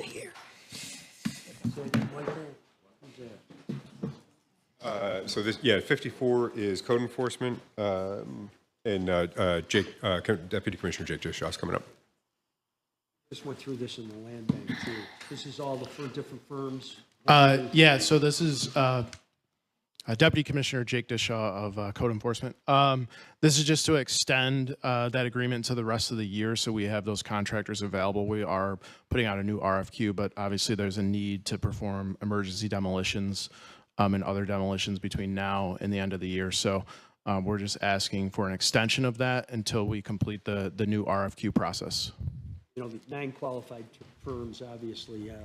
I think, folks, I think we all got to be cognizant that with some things that are going to happen on the horizon here, our problem might be getting enough people to work as far as that goes. I know, for instance, as President Hudson knows, I know the IBEW is looking for 1,000 new electricians to handle micron jobs. So it's something we all should be aware of, because I know with the O'Connell, what we talked about with the O'Connell lighting contract, you know, for 2 years, if we lock them up for 2 years, it's probably a good thing for us, because who knows what kind of jobs they're going to be on or where we're going to need people. So this is a good thing right here for the demolition.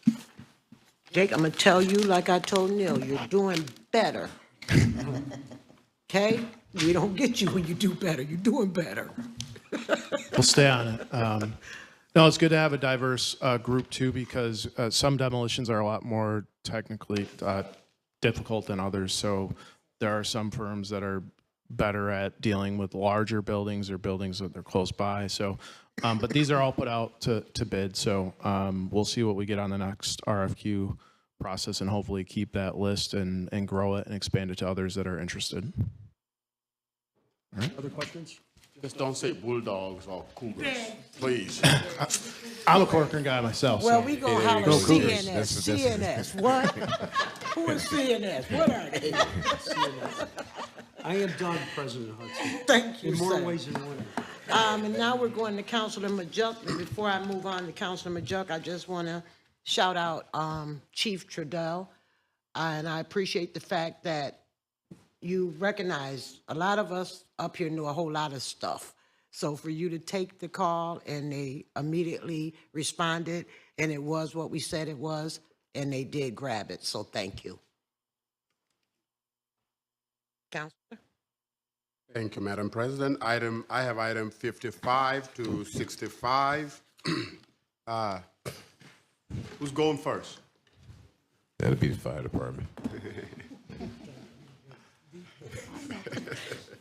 don't have the voice, so I gotta give it up. And Executive Deputy Chief of Fire. I have item number 55. This is for an MOU with Upstate Hospital for medications for our EMS providers, from albuterol to epinephrine, aspirin, all the things that they would use to treat patients in the field. Absolutely. This is a yearly thing, too. Yep. Yeah. Yep. It's just a yearly. But let me ask you a question, Chief. So do you guys use sedatives? No. No? Cool. Let me step back. We just started that ambulance service. The ambulance does have narcotics in a box. They use them when it's appropriate. I would like to commend you, the chief and the staff as well, because ever since the ambulance services started, you guys have taken a lot of calls all over the city of Syracuse, and really would like to commend you guys for that as well. Thank you. Thank you. Questions? Thanks, Chief. No, come back. Okay. Let me ask you this. When you said you use sedatives, right? This is a concern I have. And how do you know? I know you have a general baseline, right? But she may have some kind of a health problem that's going to counteract it. How do we know when you do that? So I think the medications you're referring to would be to take someone out of a hysterical state or something along those lines. That is all followed by New York State's protocol for emergency medicine. EMTs cannot use any of those drugs. Paramedics are the only ones that can. And the only opportunities to use those medications fall within very strict guidelines. Okay, I appreciate that. And when they do that, we always, when we assess a patient, we want to find out what kind of health problems they have, what kind of medications they're using, a lot of these things to make sure that we don't have anything that's going to be counterproductive to treating the patient. Okay. When there's no one there to provide that information, it can get difficult. That's a last resort when we have to sedate a person. And I know it is, it's but the I last just think resort. New York State, and no knock on the state, but they set a guideline, but we don't know other people's health issues. So we're going by a guideline that somebody in an office set up in New York State. I have a problem with that. Well, they're all doctors. It's all protocols for every level of treatment, up to including cardiac arrest, hemorrhaging, drug overdose. There's all these protocols that are created by the State Department of Health. Doctors and nurses and, emergency room doctors and whatnot. So we follow the protocols that New York State lays out. Okay. Yep. Item 56. Chief?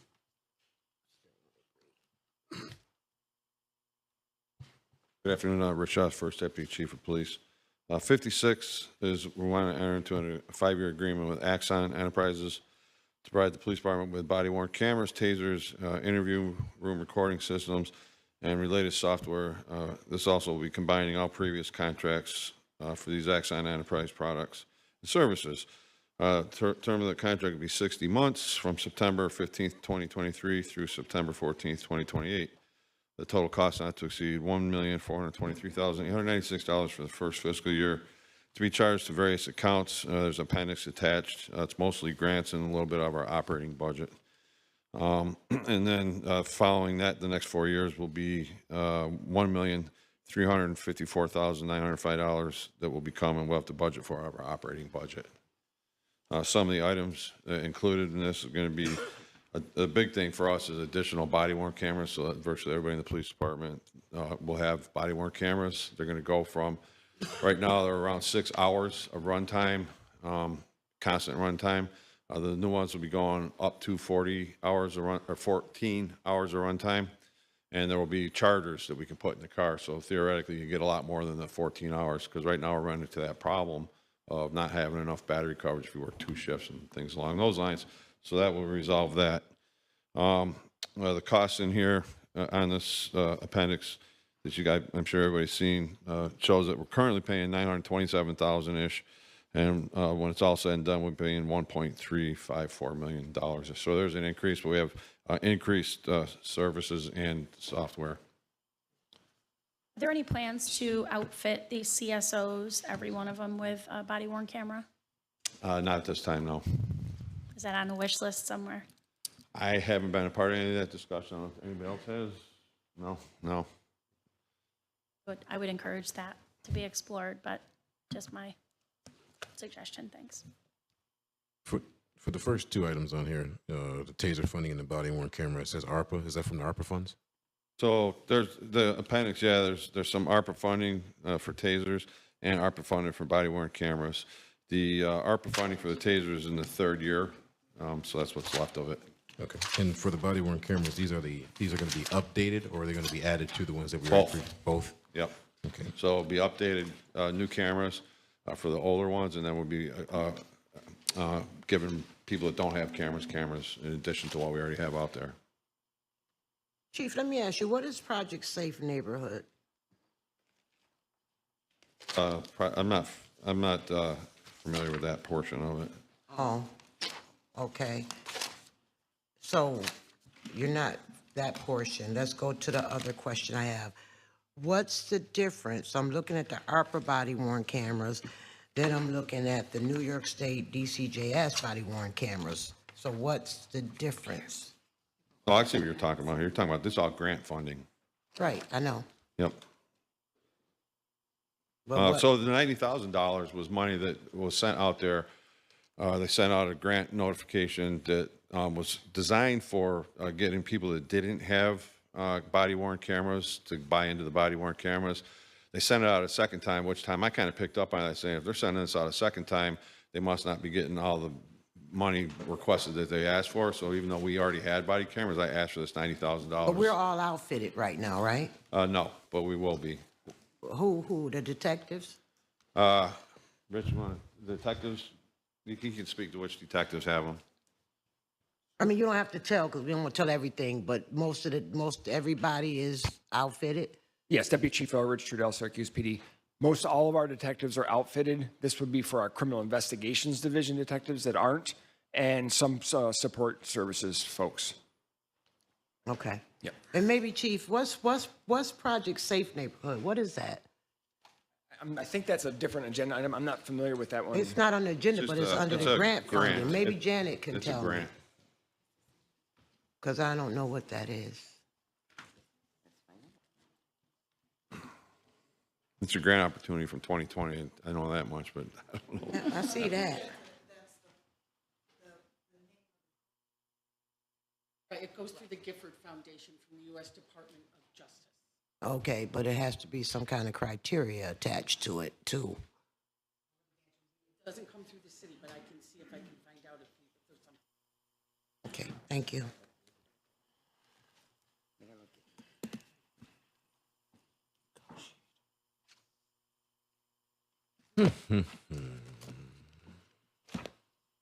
Oh, I'm good. Okay. Any more questions on the Axon? It's the comment that I think it's good that the battery life is extending to 14 hours, Oh, it's given huge. the It's huge. extended staff Yep, time. Yep. The technology is getting a lot better. Video's a lot clearer. Everything's better nowadays. Yep. Next one is item 57. It's an agreement, and this is something we do every year. It's an agreement with the Humane Central New York to provide veterinary services and lodging for animals that are victims in animal cruelty investigations on behalf of the police department from July 1st through June 30th of next year, not to exceed $50,000.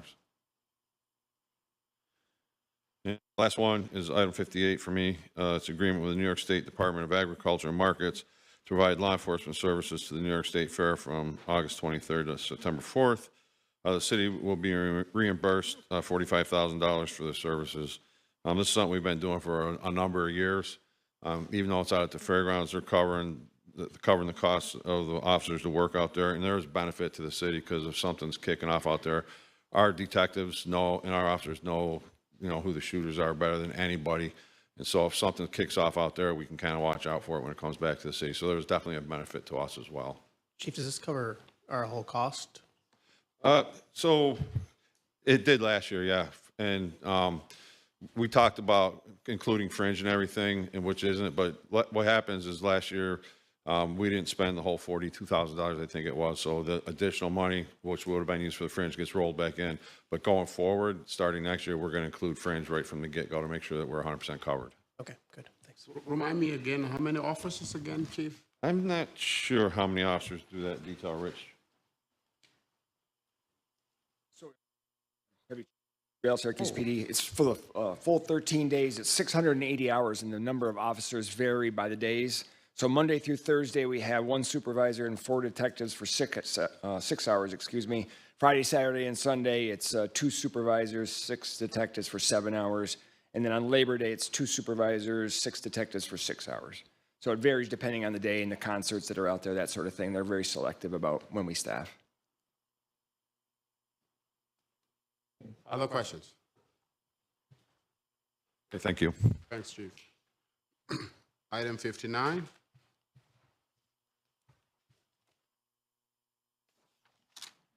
Good afternoon, Lateef Johnson Kinsey, Mayor's Office to Reduce Gun Violence. So, have 59, which is agreement we're making with Unbelievable Enterprise to do prevention and intervention in the city for $200,000. Yes, I do have a question for this one. Is there a representative here from this enterprise? Yep. Okay. Give me a second. Could you grab Chief Shaw for a second? Right there. Oh, you're right here. Okay. Give me a second, Lateef. Chief, I think we skipped over 57, didn't we? Oh, that was the Humane Society. That's the okay, we did it. Yes. That's for the animal cruelty people. All right. Okay. So we can lodge them and get them treatment when the animals are hurt. All right, thank you, Chief. Lateef? So for item 59, with the trauma response team, it seems like, I mean, I've been seeing the number 200,000 for a few years for now. I don't know if they got an update or not, or if there was an increase, but is this enough money to staff? I mean, when you talk about trauma response in the city of Syracuse, these people are going, in and out. Yeah, I've seen yourself. A couple of us have been out there as well, all different times of the days, nights, and there's countless of hours being spent up there at hospitals and dealing with family members.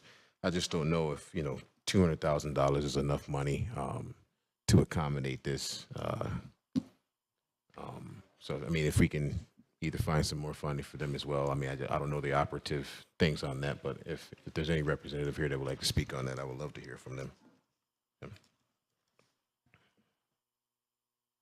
Karen Owens, Deputy Mayor. So one thing we did was speak with Tim Jennings Bay about changing the scope a little bit. Tim has been in the trenches for a long time. Absolutely. So the response part of it, they're not at the hospital. Okay. And they're not going to be necessarily the response team. That's more the safer streets. What we really have a gap in is working with families when it comes to victims of gun violence. Tim has an amazing rapport with families in our community to work with those families. Also to be able to do some community outreach and education. They have an amazing relationship with McMahon Ryan, big community van, doing community outreach. So doing some of that. I also mentioned at the study session, the DOJ grant that we have. He's also in line for funding under that grant for additional support. Is it close to this as well? Or do you have a number for that? I can get it for you. Okay. Yep. And Deputy Mayor, this certainly has not deterred Noble vision of what he was trying to do before we start funding him. Right? It's still intact. Yes, every agency can use more money. That goes without saying. And I never want to speak on behalf of Tim Jennings Bay because he's here. If there was any question you wanted to ask him. No, Noble. Nope. Sorry, Noble.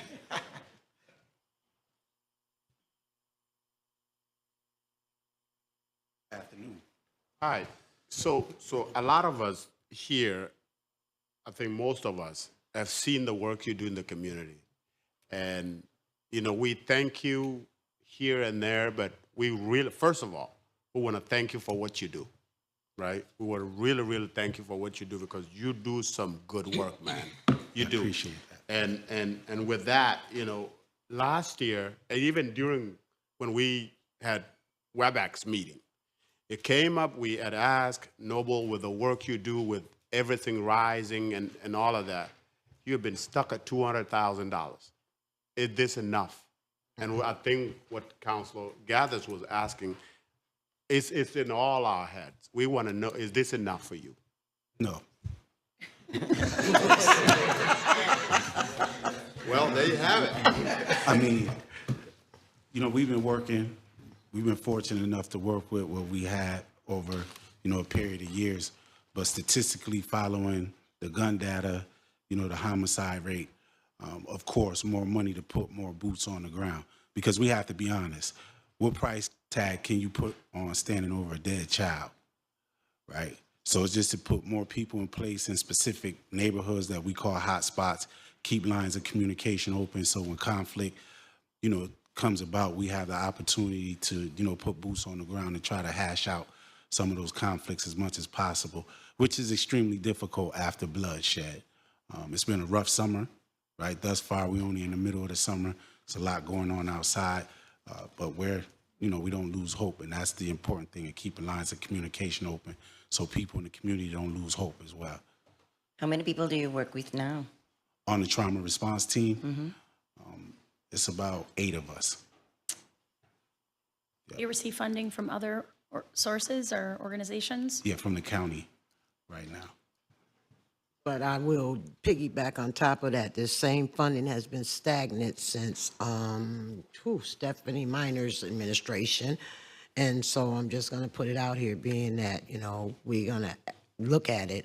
We have a budget next year, and we are going to ask for an increase in your budget because I've been with you. I've been at the hospitals. I've been on the street corners. I've stood over dead bodies, and I know how overwhelming that can be. And I think that at some point we need to sit down and figure out, because your workers need respite too, because it's not that easy to see what you see. So I think that there needs to be another stream to be able to do more of the work, but to also be able to find respite for your workers. Yeah, respite for the workers and families. Since we created the trauma response team, the ultimate goal is to create a respite facility. You have, since the 1970s, this gang dynamic and violent dynamic has been going on. And unfortunately, families haven't had the ability to have respite or provide mental health services specifically for that population to deal with the grief, the loss, the depression, right, the homicide rate. So I have to be honest, if I didn't approach this as my ministry, I would have lost it a long time ago. I know, baby. The number of, you know, the homicides and, you know, things. Everywhere. You know, I mean, some people are, you know, I'm always keeping it 100 when it comes to this, and our families and our kids everywhere. And when we call you, you come, you know, and when it's the bloodshed of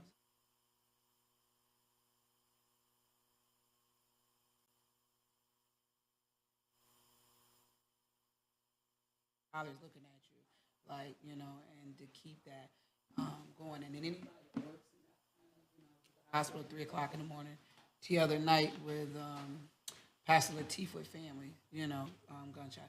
It's a lot, right? It's a lot. So even just paying people that work, it's a lot. So can I ask a question, Deputy Mayor Lateef, and you, Noble? So is there some kind of a way, since we're building up all of these things, is there some kind of a way we can start maybe looking at how to create a respite spot. I know you've been talking about that forever, because when these young folks, they see all of this happening, they go right back into that same community where the blood is on the sidewalk. So how do we give respite? Well, the last meeting that we had with Pastor Kinsey and the deputy mayor, we talked about that, trying to find a facility in the city specifically for staff to go to and to open it up after for families to come in to get that respite and have that conversation. And, you know, ultimately with the relationships I have with Syracuse University and McMahon Ryan, to bring mental health professionals into that dynamic to help out as much as possible after they go through a series of training, of course. And there's two paths to that, Counselor. Definitely what Noble just talked about, but also, you know, you guys know we have VPOP up at the hospital that is actually has social workers talking to the individuals after being a victim of gun violence. We're not going to get into whether they perpetuated the violence. You're a victim sitting in a hospital bed. And so many times the counselors are able to talk to them because at that vulnerable point in their lives, they're maybe able to rationalize how it's time for me to move in another direction. The problem, as you just stated, is they go right back to the house or the neighborhood that they were shot in. And so what is the opportunity for us to partner with not only a physical facility that will allow some services to come in, but the professionals to manage that facility as well? And I think it's critical because I think once the fear wears off after they're shot, the retaliation comes to mind. So it is a whole dynamic that takes place with this. No, well, I have one additional question. With these monies, I mean, so you pay your staff to sustain, you know, your staff in payroll. Is this also to like train them and have some kind of debriefing process? I mean, like Helen was saying, it's very hard what you work with and what you see every day in the streets. Yeah, So your folks need to have some kind of debriefing process. The training that we have is ongoing with the staff, and also the debriefing process, just to keep up, right, day to day, and make sure people aren't burnt out, because it's a lot to ask for staff. Because initially, the trauma response team was set on a course where we responded 24 hours a day, right, throughout year round, whether it was wintertime, summertime, or what have you. So just to keep lines of communication open with staff to make sure they're all right. It would be nice if you could put $50 more and we get some ice cream or something. I got you. But yeah, we constantly do that. So $200,000 is to actually pay for staff plus. Yeah, all of these other things. we managing what we have right now, but like I said initially, it's not enough. I would definitely like to say, I would like to see this this item here added with some more money to help benefit this. And Noble, I think when I look at you and I listen to you and listen between the lines, you know, you said earlier that initially when you did this, you know, it's still going today. But you do this not because of money or anything. It's in your heart, right? And we see that. But because we see that, okay, we want to make sure that you have what you need to be able to do what you do, right? I think that's what we are all saying. I think that's what the mayor's office is saying. And since I've been on the council, the first time I seen this item, I'm going to 4 years in January. I have seen it the same 200,000, right? I have family. Everybody here has a family. They have themselves, right? People got to make living. And if your team is going to bring their best, they got to also see that you are putting that you got their best.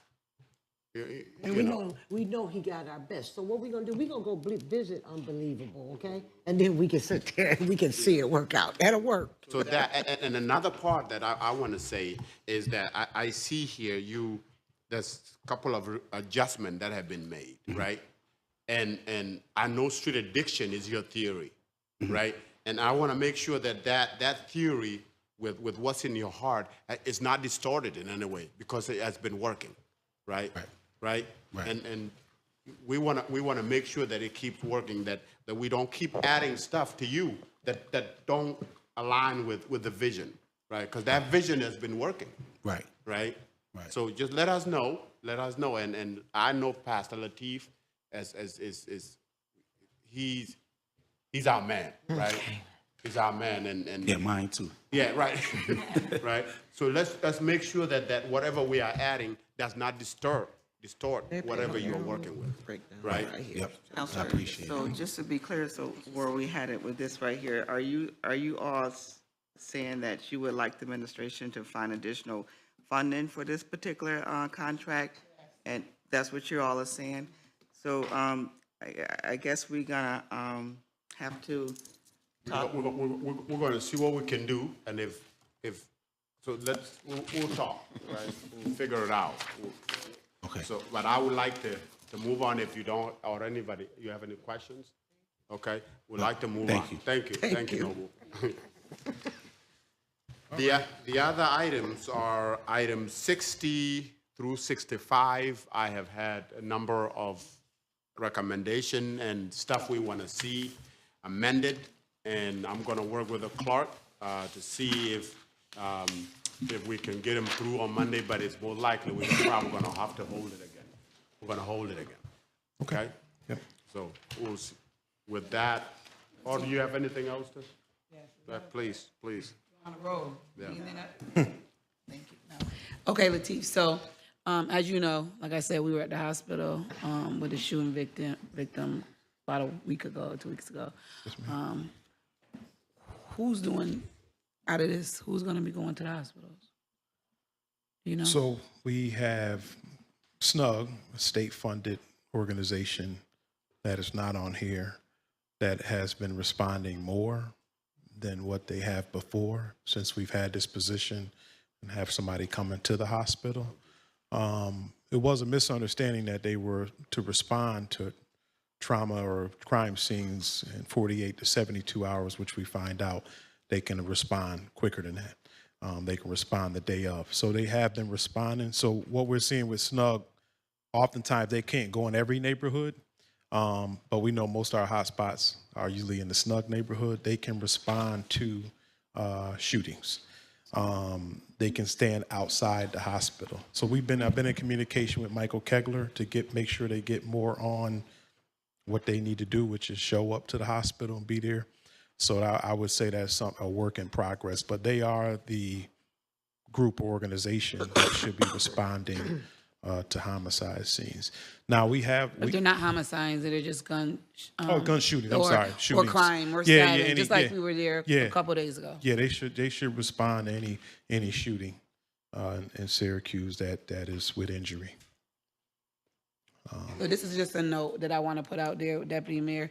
We need to get back on board with Upstate and figure out what we need to do because, like I said, I've been up to the hospital several times and I was just up there with Pastor Lateef to like 3 a.m. There was victims coming in and we didn't even know. And we were in the hospital. We didn't even know about other victims that were coming in there. So to say that we need to get on it because we know when people are heightened, you know, when especially if it's a murder, whether it's gunshot, even, accidents happen, right? That person being there to help leverage that relationship with the hospital, with the social workers, because at nighttime, there's not a VPOP social worker there, it's just a regular social worker. So they're like, they're dealing with, they don't have the relationship yet to understand. We've been in discussion with Renee Craig up there about that very instance, and not just the trauma hospital, which is upstate, but the coordination and actually training the other hospital staff, because people are not listening to this conversation. They're just going to the nearest hospital. So all of them need to be prepared at any moment. And I think that I'm going to piggyback on top of what Councilor Caldwell said, right? Because I understand, because I was part of creation of trauma response. Absolutely. So I spent a whole lot of days and nights jumping and running to the hospital. But my thing is this, right? And I'm just going to say it. When you have an organization that starts off as grassroots, people think you're supposed to do it for free. Nothing is free.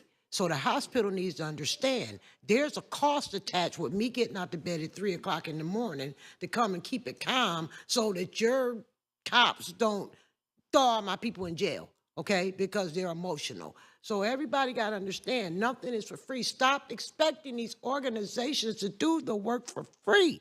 They need to get compensated. Everyone has their part. Yes.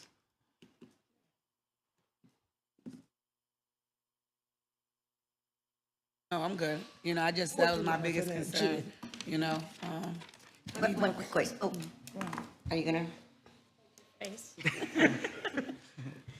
One quick question. If you come to a situation like happened to you guys last week, and the family or the person that you're encountering does not speak English, what do you do then? So right now, we don't have anyone that's Spanish speaking. I would actually count on Upstate to be able to do that. If I'm at a hospital, Upstate should be level 1 trauma response. I think a lot of our conversations, we have to start, targeting it to people that need it, which is Upstate. They should have a Spanish-speaking social worker there. Or any other Yeah, language. they should have someone there at the hospital. I mean, that's my belief. All communities have their. Yeah, I mean, we're working on getting someone on the west side, hopefully in our next grant proposal, well, DOJ grant. So we're looking to get coverage on the west side, and that person will be Spanish speaking. But I gotta say, I can't count on one person to run up to the hospital, especially if we have multiple situations, and you never know, because if it's something happened on the west side, we got 3 different families. I got one person. Well, the deputy mayor said it right. It's all of us. So, Rita, if I call you and say, let's go, let's go. You ready to Answer your phone, because it might be 12, 1 o'clock in the morning, Let's you go. know? Yeah, You have to go, yeah, but we do have to make them more accountable. This has been a long, and I'm frustrated, so I know they're probably listening. This has been a long thing, hard with Upstate and accountability and making sure, because we're supposed to be community together and having someone to make sure that when people are coming up there, it's not a feud, right? It's all about communication and talking. So I know I'm just speaking to the choir, it's okay. Latif. Yeah, but I mean, we have credible messengers. Again, like President Hudson said, they're working for free right now. We plan on hiring them, and they have been at the hospital. They've been there with me already. They've been able to calm down a large crowd by themselves. So I think, and I know, in the future, the next few months when we bring on the credible messengers, they'll be helping with some of that response to the hospital. A lot of them are going to know families. Are we getting money from the hospital? That's the problem. Not right now. Well, that needs to be done. Right. Because when I went up and That's that's why free. I spoke but on these it, people Counselor. that families and taking care, That's they why I need to be spoke on accountable. it. So That's let's be why I clear. spoke I've on been it. going up to the hospital for over a year. So Upstate owed me a couple checks, right? I need my back pay. Anyway, so are we good, Councilor Majuk? We should be good. All right. And so just so I'm clear, we said we're going to hold off. You guys are going to meet. We'll come back. So Monday, we're going to go past Monday. Okay. Thank you. Wait, when are you putting the credible messengers up? What's going on?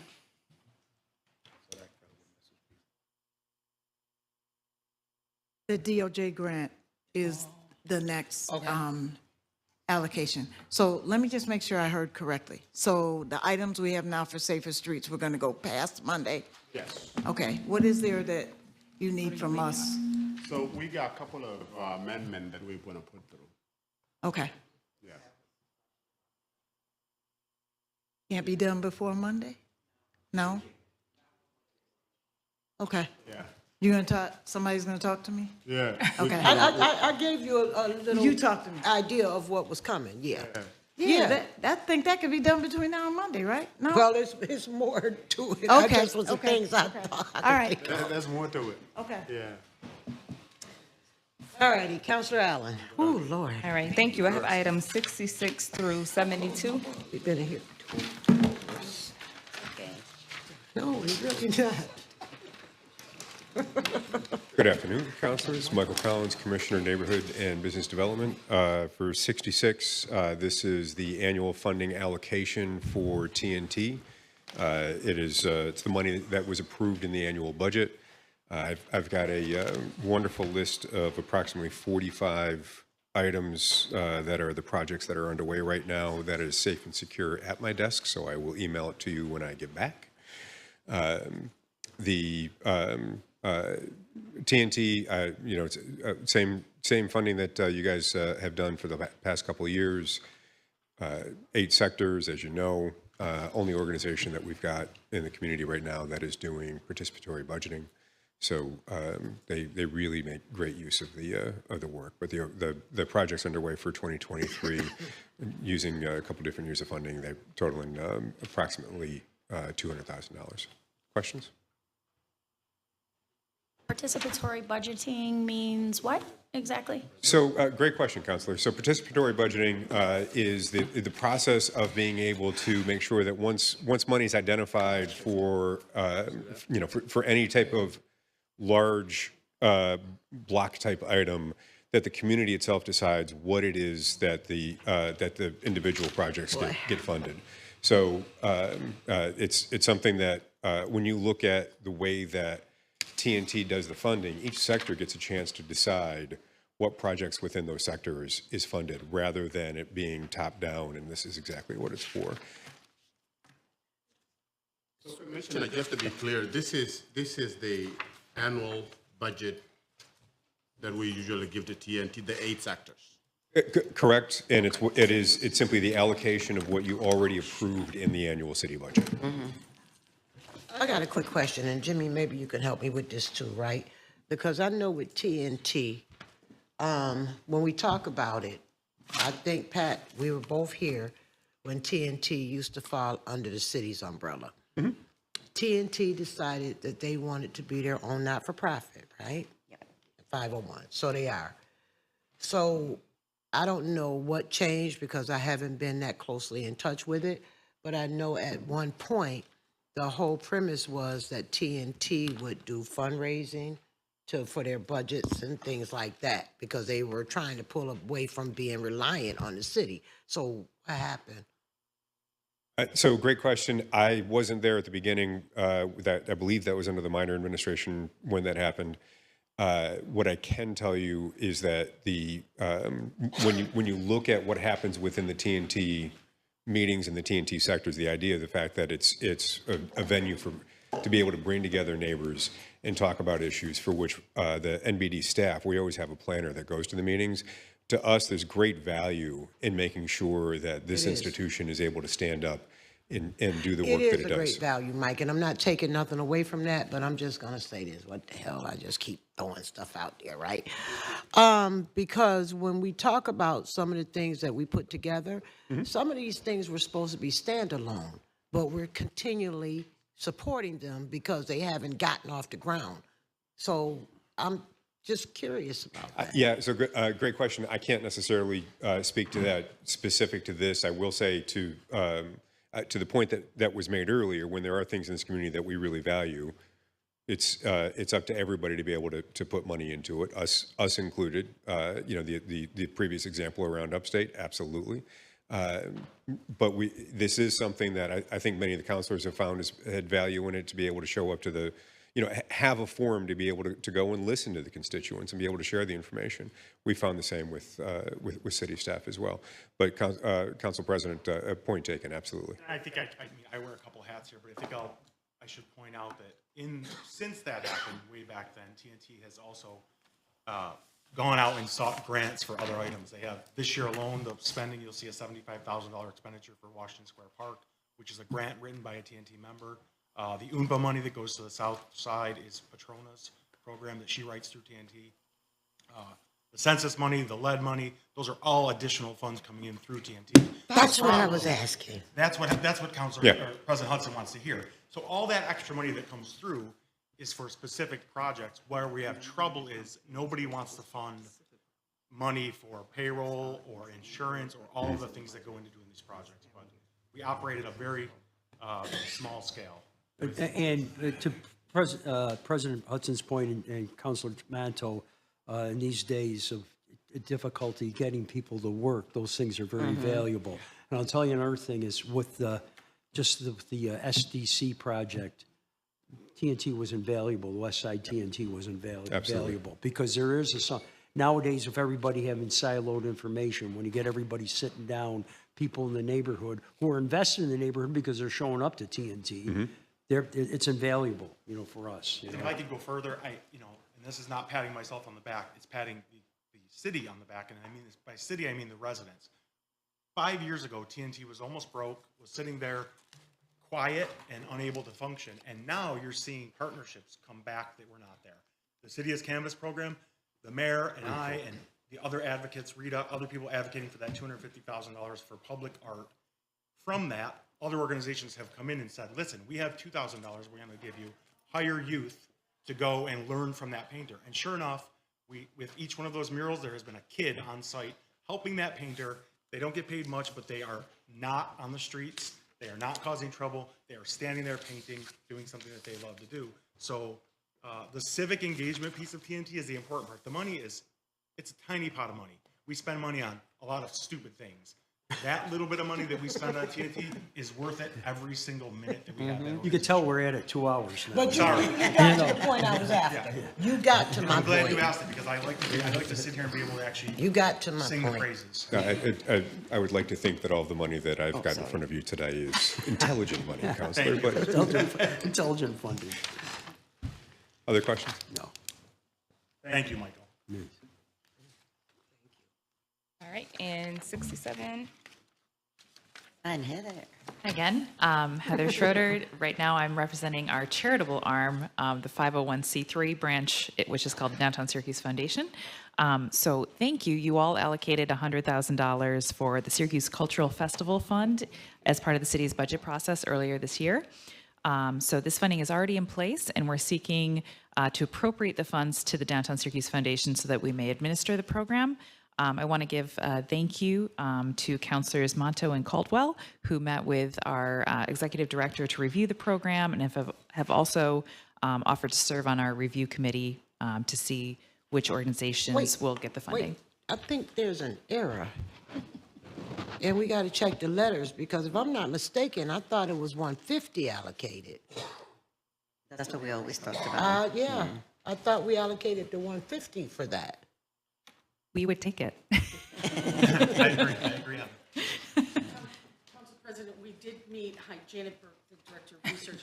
We did meet with Councilors Montour and Rashida Caldwell, and they had wondered if it was 150, and then they said no, that it was 100. We did put 150 in. We allocated 150. Okay, I can certainly change the letter. Pardon me? It was through budget amendment. Okay, I'll take care of that then and get you a new letter. Okay, thank you. Thank you. So we're seeking to appropriate the $150,000 to the Downtown Syracuse Foundation. Thank you. Any questions on the program? We already ran this program just Right. this past year, so it will continue to be, the same model. Exactly. It worked really well the first round, so we're thrilled to have additional funding to continue it. I think one of the notable changes here is that we did add the word cultural into this festival fund. Yes. Because we are cognizant of the fact that some of the very small cultural festivals struggle to get funding. We want to help them. That's great. And that's also reflected in the award amounts ranging from $3,000 to $10,000, which is really helpful. Okay, thank you. Thank you. Right. 68. So I've got the next few. So 68 is a request to use $75,000 of the American Rescue Plan Act money that you have already obligated towards the infill housing initiative. And this is for 705 North McBride. It's we've had a lot of talk in the past around how Northside presents a lot of challenges around being able to create new housing. This is one that we were able to do. It had some extra costs to the project that we were simply not able to cover through the variety of different capital funds. So Home Headquarters is asking for $75,000 for this. And we think it's well worth it.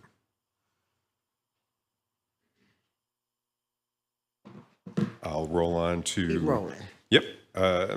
So 69, when you look at our contract with, again, Home Headquarters for the Financial Empowerment Center, what we've got, and I've 69 and 70, Jay Denson, who is our Financial Empowerment Center manager will come up and, with me as well right here for help with the next one. I want you all to meet him. 15 minutes ago, we were starting the flag raising, so I'll try to be efficient so we can get Councilor Allen out there as well for a Financial Empowerment Center. But home headquarters, through natural turnover within the program, had some vacancies for a little bit. That meant that they did not spend down the entire contract within the period. We're simply asking to be able to extend their contract period. We've also received from the council authorization for the next round, so we'll end up coming back and changing the date on that one as well. All right, so then the last one, and I'll introduce it, and then I'll introduce Jay. But what we've done is the Centers for Financial Empowerment, the nonprofit that we've worked with to stand up the Financial Empowerment Center, has asked us to apply for a fellowship program for which Jay would be able to participate in that. And it would end up providing money that would end up, in the letter it says that there's a match, and the match would be his salary. So in the end, actually, it's money coming back to us because it would cover that. But let me turn this over to Jay for any questions.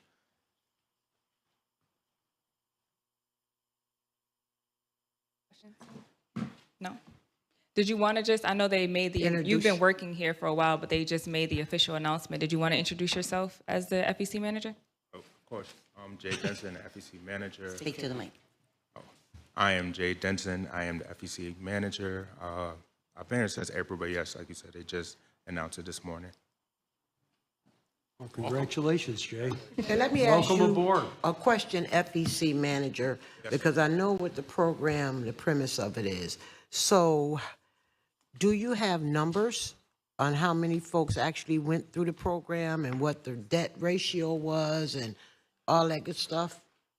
I have some numbers for you today.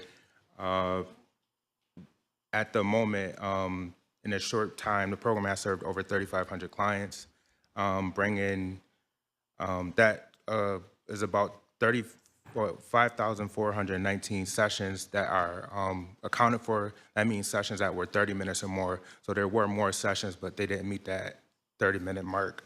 That increased the average household of the clients banking to $3,442.98. Okay, so you don't have, I mean, I think that's great. And with over $3.5 million debt reduction. That's where I was trying to go. 3.5 million debt reduction. Great job.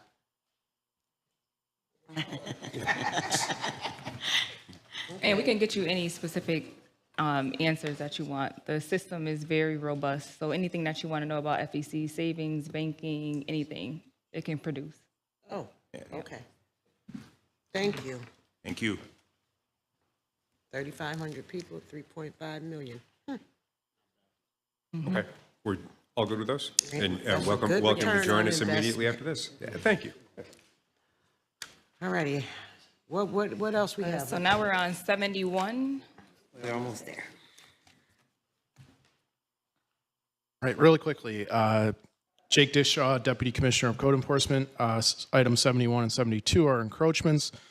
First, item 71 is for an encroachment for a driveway extending 15 feet 4 inches into the right-of-way on Danforth 808. They received a variance through BZA already to have the driveway in the front yard setback. So the next piece is just the council approval on the encroachment. Until Neil curbs it over. No, I'm kidding. No, I'm kidding. All right, next one is item 72 is for two encroachments, one for a sign cabinet, 4 feet 4 inches, one for a wall-mounted sign light, 3 feet 9 inches. And this is for North Salina Street. It's okay with me, Councilor Allen. All righty, so we got to the end of it. I got to tell you again, Jake, you did so good. Maybe we can move these encroachments to the front end of the session. And like, Thank you. and just so we don't. Keep it up, keep Is it this up. so long? What, you got something to say? So, Councilor, All righty, I President need a Hudson. motion. There's a FEC flag raising that's going to start right now. So if the counselors did want to go down and participate, it'll only be about 10 or 15 minutes. Okay, so I need a motion to adjourn. So moved. Second? Second. All in favor? Meeting adjourned.